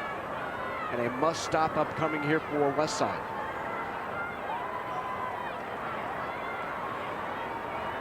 There you see Calvin Strong still struggling with that right leg injury. Well, they relied on him tonight. 39 carries. Amazing. Almost 200 yards. And he's had a heck of a ball game. 1:08 to go, 23-21. Westside timeout. Hey, just a quick shout out to the outstanding NET Sports production crew, which has done yeoman's work over the last couple of days. Give a big wave there, Ralph. And I want to say thanks to everybody. A little chilly out there, we know. And that's what I mean. They've been out here in conditions over the last 2 days, bringing you folks at home sitting in your living room in front of your fire, 6 state championship games. And folks, I kid you not, these guys are the best in the business. On the rollout, Nelson under pressure, slides through one tackle, but won't escape another one, is pulled down, and the clock will continue to run inside 1 minute. Westside cannot stop it, but it does bring up 4th down and 7, and the Vikings will need to kick this away. Larry Martin will likely let it run all the way down to his 2nd and call a timeout. There's 20 seconds difference from the play clock and the game clock. 17-16, 35-34. So 20 seconds if they choose to call timeout with 1 second on the clock, or 21, 22 seconds right in there.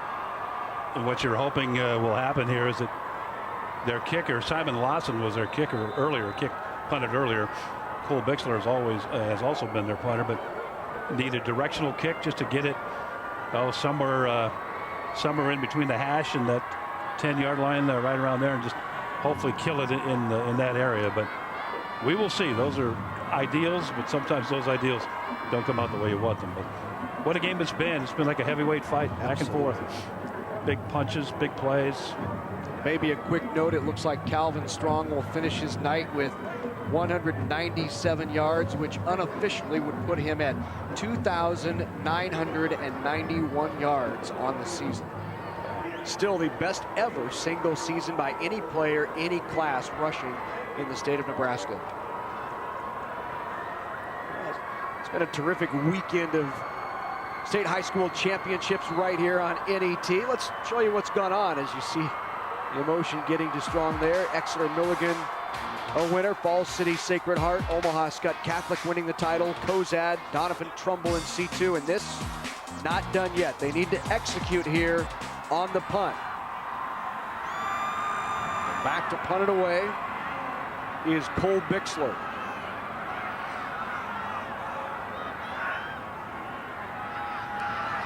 Bixler takes the low snap and gets it away. A line drive rolling. At about the 20, it will stop there. They will stop the clock with 11 seconds to go. So maybe an opportunity for the Warriors to complete a long pass. Or maybe they get 2 plays out of this. Well, I think, yeah, they complete one that's a little bit shorter and they can get out of bounds and then maybe go for the end zone. Right, no timeouts, so they would have to. Eric, I'd say you need about a 20 to 30-yard pass to the sideline, get up here near midfield or beyond, and then hopefully throw it in the end zone. Right, and hope for a tip ball, and maybe we'll see the reenactment of the Ron Kellogg throw. 23-21. Would be fitting for Ron Kellogg's old team, would it not? Yeah. 11 seconds to go, 23-21, 2-point lead by the Vikings. And timeout called by North. North Vikings have never won a state championship. This their 2nd year in the finals. Lost last year here in this game to Millard North by 3, and now leading by 2 here in the title game. Hoping to take that first title back to North and back to OPS. You read through the bios of what coaches say and talk about. It's a great deal of pride and a sense of pride being part of the Omaha Public School System, OPS. And would love to take that back for Omaha North. They've worked hard. I mean, they really have. I mean, they put in, last year getting here and in the letdown and coming through this season and only one loss and going through the playoffs, and that's tough. And then playing beat up and playing with a player like Calvin Strong, who obviously is a tremendous leader of your football team. Well, all season long, average-wise, points allowed 13, and that amount exceeded by a little bit here, and it's a new territory for them, but it's familiar territory for the players. Back to throw goes Hagan. He'll fire it across, tipped around, incomplete. 5 seconds left, one more play for the Warriors. That was a dangerous throw. I mean, going across the middle and taking a chance at getting tackled in bounds. You think they would have gone something towards the sideline, a deep comeback route, or you got it. If you're flat route and run up another 20 yards. If you're going to preserve 2 plays in 11 seconds, you got to go to the sideline. That play might have run out the time if you caught it and started running around. You got to get cute. You got to get down, hook and ladder, and pitch it around. Yeah, we're going to see hook and ladder times 10 right now. Likely the last play of the game. Time ticks away. Hagan fires it across, tipped, and that's the game. Flag on the play. Let's see if it's a defensive flag. If it's a flag on the defensive team, there's one more play. Declined, it was against the offense, and that's the game. So the Omaha North Vikings, for the first time in school history, take home the Class A state championship. Very deserving to see the emotion. This is what it's all about. All the hard work that they've put in this season and made history for their football program. And I think Omaha North set the stage last year. Right. They really narrowly lost to your old school, your alma mater, Millard North, by 3 points. And just finally understood and realized what it takes to come here, to play, and to win. And that set the stage for them this year. And then to show up here again in the finals and get the job done. A great job. You tip your hat and congratulate Larry Martin and his staff, without a doubt. So they played hard, they played tough. Both teams really did, though. We talked about this game. We expected a hard, tough battle between both of these squads, and that's indeed what it was. So it goes down to the last play of the game, and the Vikings come out on top. Larry Martin and his Vikings celebrate a Class A state championship. When we come back, medals and trophy presentations coming your way on NET Sports. The Vikings are state champs in Class A.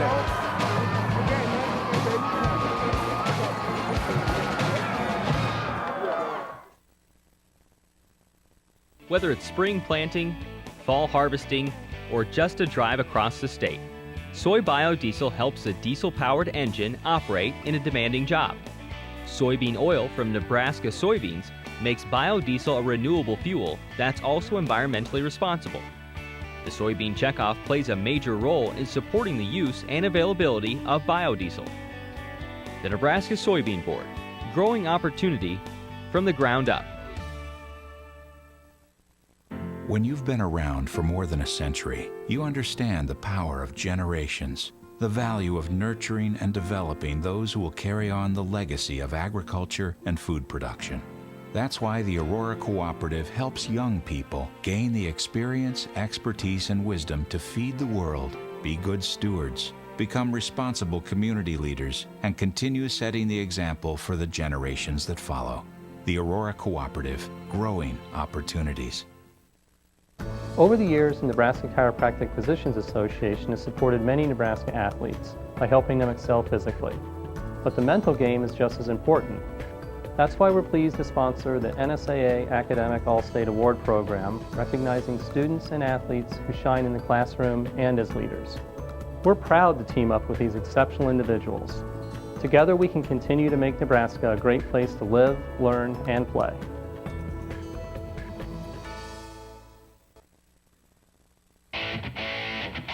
NET Sports coverage of the 2013 NSAA Football Championships are brought to you in part by the Nebraska Public Power District, the Nebraska Soybean Board, Blue Cross Blue Shield of Nebraska, by Education Quest Foundation,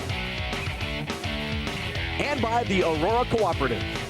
A big thank you to all our sponsors who help us bring you the best high school athletes from across the state. We couldn't do it without your support.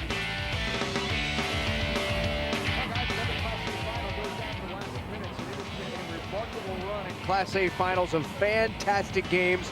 We get another one not decided until the final play of the game and the final ticks go off the clock. But those young men right there from Omaha North are state champs, and congratulations to the Vikings. Also, congratulations on a terrific season to the Westside Warriors.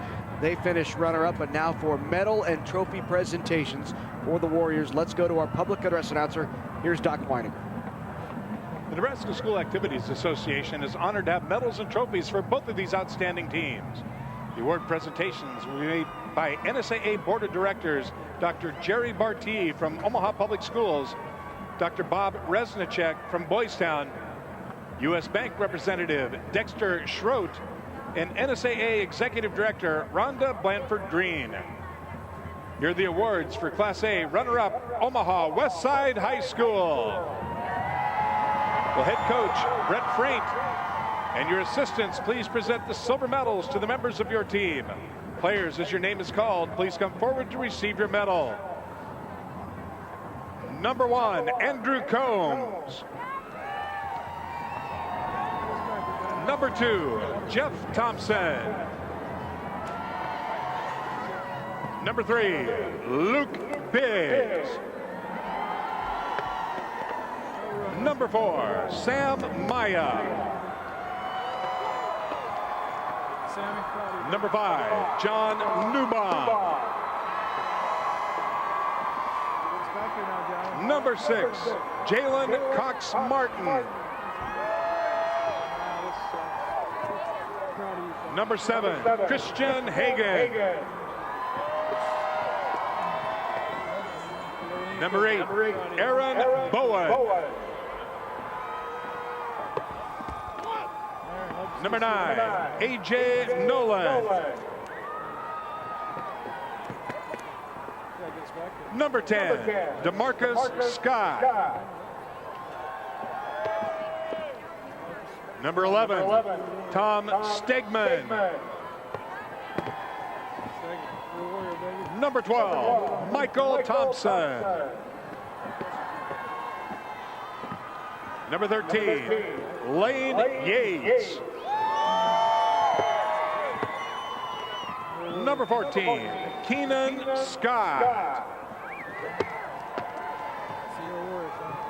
Number 15, Kieran Carter. Number 16, Mitchell Hagan. Number 17, Zach Lear.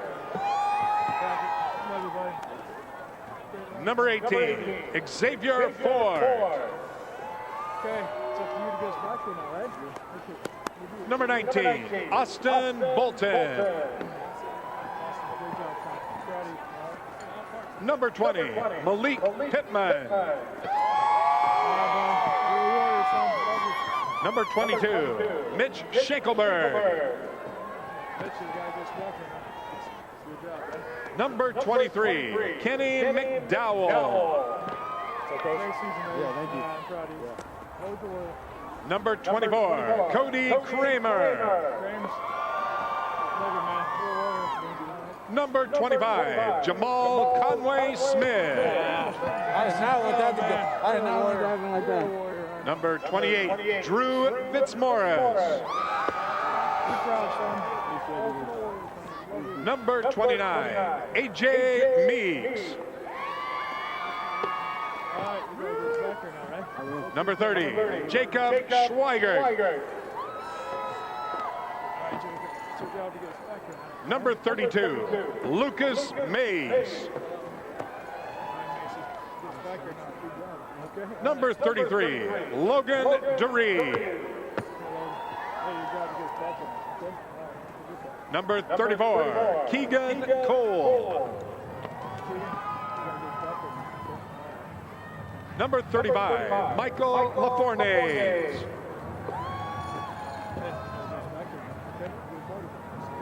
Number 36, Brayton Novak.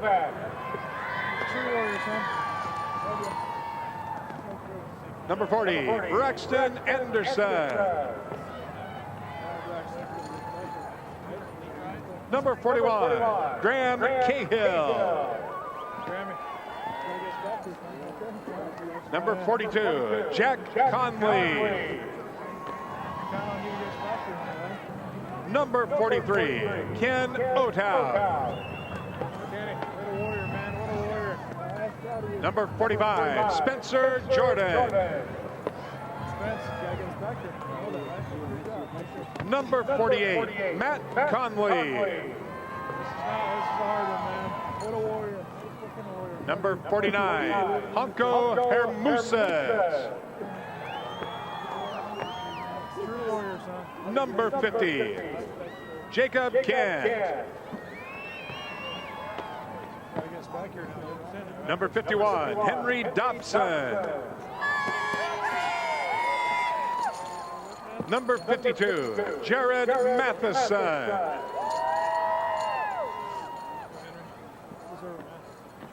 Number 53, Nick Avis. Number 54, Christian Arnold. Number 56, Dante Sortino. Number 57, Reese Watanabe. Number 59, Jordan Tanga. Number 60, Tanner Piper. Tanner Piper. Good job, buddy. You're a warrior, son. Give me a hug. Number 61, David Livingston. What a warrior, son. I'm proud of you. Number 63, Marcel Wright. Marshall, thanks for being here, buddy.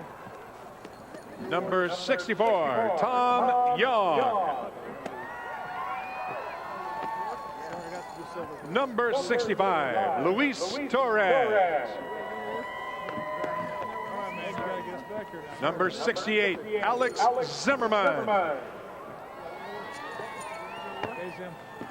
Number 69, Andrew Wiseman.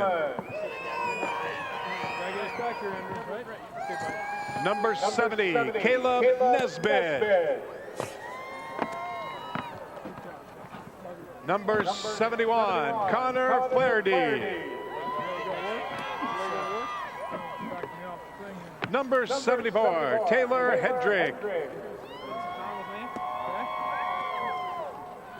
Number 75, Brian Timmons. Number 78, Adnan Guya. Number 80, Jack Mack. Number 81, Daniel Davis. Number 82, Kayvon Nealon. Number 83, Anthony Boone. Number 84, Forrest McQueen. Number 85, Matt Taylor. Number 86, Rodney Johnson. Number 87, Ryan Golden.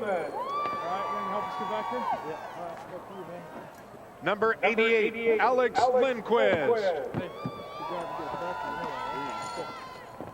Number 89, Patrick Hodson.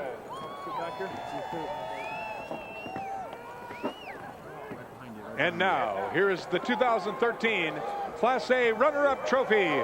Congratulations, Omaha Westside High School. Let's go. Congratulations to the Westside Warriors, 11-2 on the season. Finished Class A runner-up to take home the champion or the runner-up trophy. First time since 2006 since they've been in this game. They last won a title back in 92, but an outstanding season for Westside. And, you know, coming in, they knew what they needed to do. They needed to mix it up. They needed to try to outscore them, get the ball on the outside, and they did everything right. It just in the end, Omaha North made a couple more plays. They did. Yep. They played their game, and that's what they wanted to do. And obviously the running game of Omaha North with Calvin Strong was just a little bit too much for him to handle late in the game. So, again, they gave it their best shot. They did everything that they could, created some turnovers, which is normally something that what they do, and was able to create points off. And they wanted to limit penalties and turnovers. I think they were okay on the turnover side, but they had like 6 or 7 penalties on the game, and there were some significant penalties in that process. So that kind of fell by the wayside. But really, both of these teams had their moments. Good moments and bad moments. It was a great game. Loved the ball game. Loved the enthusiasm, the hitting, everything that happened out there. Good, tough, tight ball game, and North won.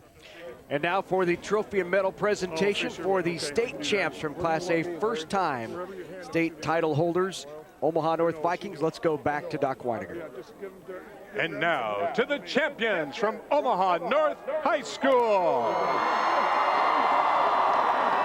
First, head coach Larry Martin. We have a special award for you. You bet. Thank you. I appreciate it.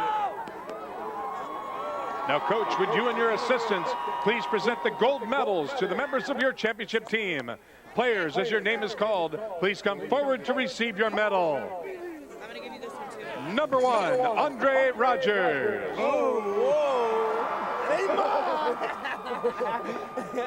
Number 2, Davion Reed. Number 3, Tavion Seal.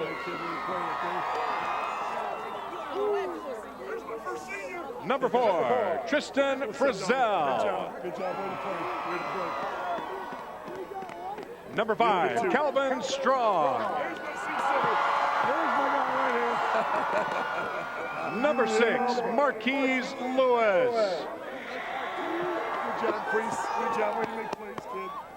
Number 7, Dom Davis.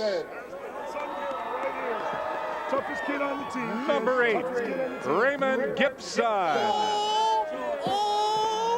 Come here, Gibson. Number 9, Peyton Nelson.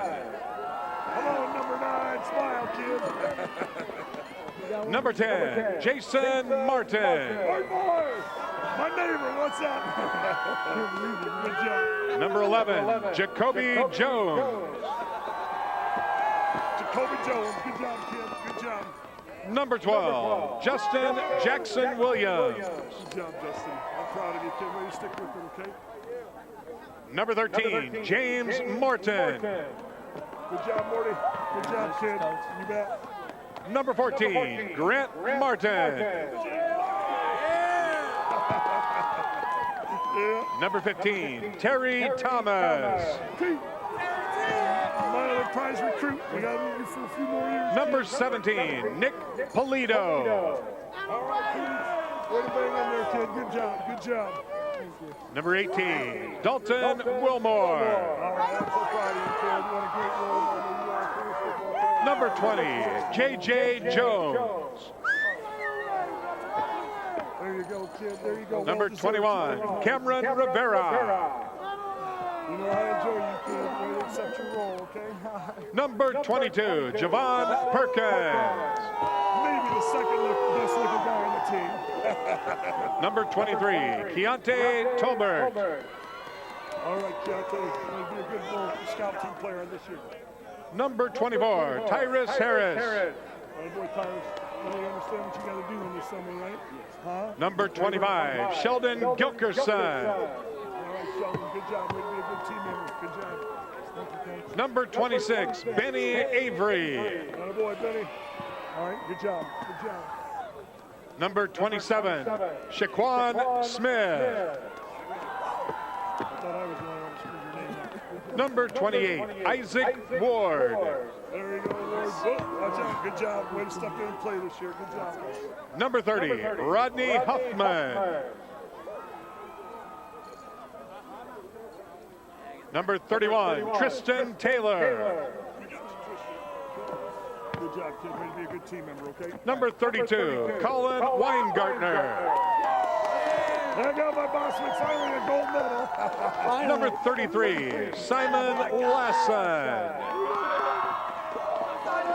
Good job, Simon. Good job. Good job. Way to be a Number 34, Cole Bixler. I'll try not to slip this time, Cole. Way to give us a chance. Number 35, Brandon Simpson. Good job, Brandon. You know what you got to do, right? Number 36, Devron Raj. All right, Devron. Good job, kid. Good job. Number 38, Sam LaFurla. There you go, Sam. Good job. Way to get that team member. Way to go with that scout team. Number 40, Noah Capezo. There you go, Noah. Let's have a good off season now, okay? Sounds good, Coach. Thank you. Number 42, Dante McBride. There you go. Way to be a great team player. Glad you made it. Number 44, Justin Jemison. Good job. Number 45, Elijah Labelas Hawkins.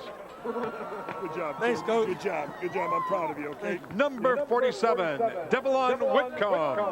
Boy, Devlin. Good job. This is for number 74. Number 50, Brian Gilmore. Boy, B. I like it. I like it. I like it. Here you go. Number 51, Christopher Umball. I'm proud of you, Chris. Number 52, Mark Nelson. Boy, Mark. Surprise of the year. Surprise of the year. Number 55, Clemente Taylor. Get up here. Number 57, Quentin King. Way to be a good team player. Way to be a great leader. Number 59, Trevor Kutzer. Boy, T. Way to be a scout team player. Good job. I won't forget to get you that letter. Number 60, Kendrick Parker. That's right. I'm glad you're on our team, okay? Number 62, Julius Buckner. Julius, congratulations. You're a hard-working kid. Keep working. Number 64, Logan Thurston. Number 65, Jalen Newsome. Attaboy, Jay. Number 66, Quayshawn Qualls.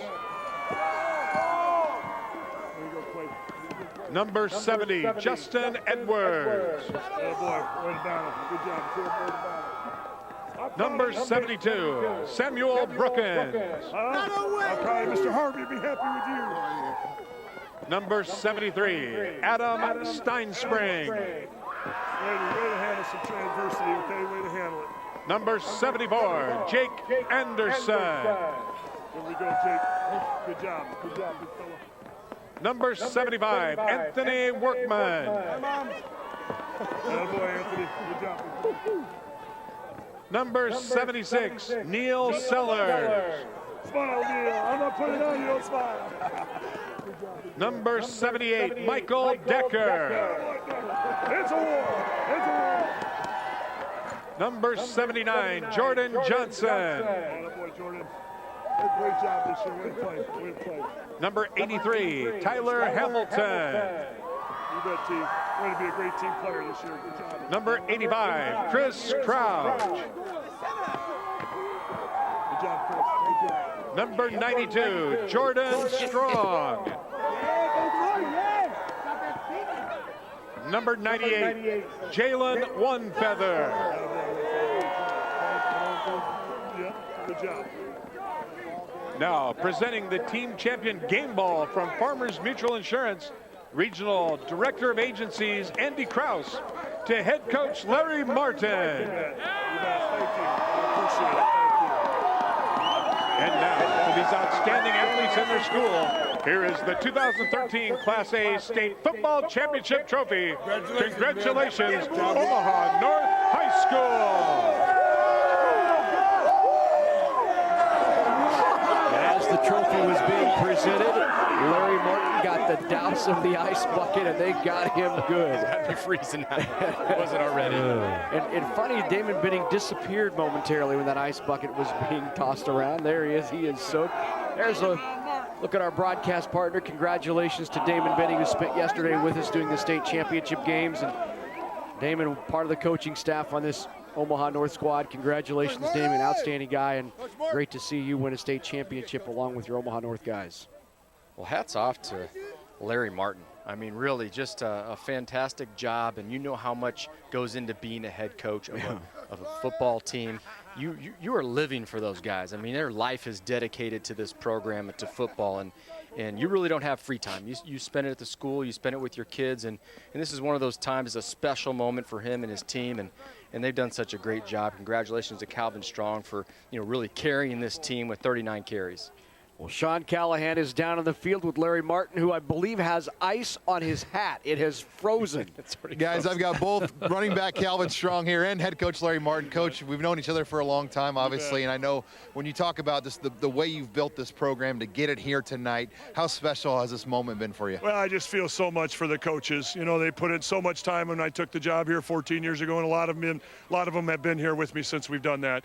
I'm so happy for our kids and our school and our community. They've worked extremely hard and been very patient and worked through some adversity to get to this point. But Sean, it's a great feeling, and I feel very proud to be a part of such a great program, a great school, and a great district. And you've had 3 or 4 teams that have been really close to this moment here tonight. What has made this group so special to get it done here tonight on the big stage? Well, I just think the biggest thing is that we kept talking to each other is that we got to help each other out, okay? And, when the offense maybe, needs a little bit of help, the defense has got to step up. And that's what I saw tonight. I just kept seeing kids compete on both sides of the ball and never got, no bad body language. We stayed with each other and helped each other out and picked each other up. So it was a great night.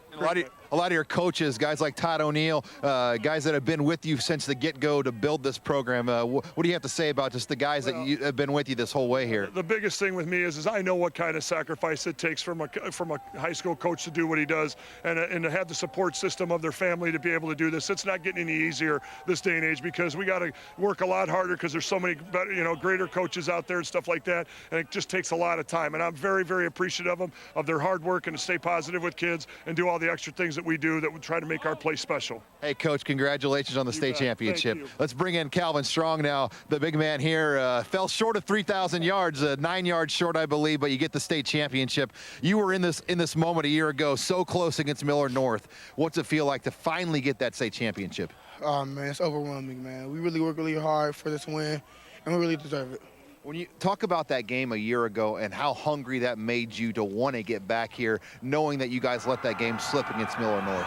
It's just every day we heard everything about it, I just came a little short from the championship last year, but we really didn't pay no attention to it. We just knew that we had to get this one tonight. We had to work hard this whole summer and work hard throughout the whole season. Let's get the win tonight.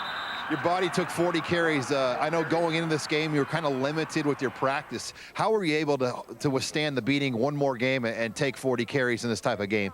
It's a thought I have, I just have a lot of built up inside of me that I've been waiting to release out, Everybody was with me this game. My brother that's not here watching me, they was with me this game, really looking down on me, really, by my side this whole time, this whole season. So, I know they're really proud of me right now. You got one more season left. How do you top the last 2 years? You almost got 3,000, a state championship as a junior. You've got some big goals to top now for next year. Oh, yeah, we're just coming back and just getting another state championship. We're just going to work hard this whole next summer and just come out for the next season and just come perform like we've always been doing. Calvin, congratulations on all your accomplishments, the state championship, the state rushing record, and looking forward to seeing you another season. Thank you. You will. Hey, guys, back up to the booth. Congratulations to Omaha North and Calvin Strong, who hustles over to get his picture taken with his teammates. And I thought it was, I don't know if you saw that, but Larry had ice all over his hat, and it frozen. The water had frozen to his hat all the way down his back. Hey, he's a champion right now. He doesn't care. He just doesn't care. That's right. He doesn't even know that. It doesn't make any difference anyway. But really a great season for Omaha North. Their numbers came in here in the final game close to or similar to what they put up all season. And I also want to congratulate Brett Friend and his coaching staff from Omaha Westside. They, again, an excellent season there. This was anybody's ball game here tonight. They just happened to, as if I'm him, I'm saying, well, we just kind of ran out of time. But well-played game, well executed, good points, bad points, tough points, excellent points. Just everything you want in a football game, guys, was here. And I really enjoyed being here, and it was really good to work with you guys to call this football game. Well, congratulations one final time to Omaha North, and hats off to our outstanding NET Sports production crew who've done a phenomenal job over the last couple of days in bringing you state championships. And so, one final time for Adrian Fiala, Sean Callahan, and Eric Crouch and our entire NET Sports production crew. Thank you for joining us. I'm Larry Putney. So long. Have a happy holiday season, everyone. We'll see you next time right here on NET Sports.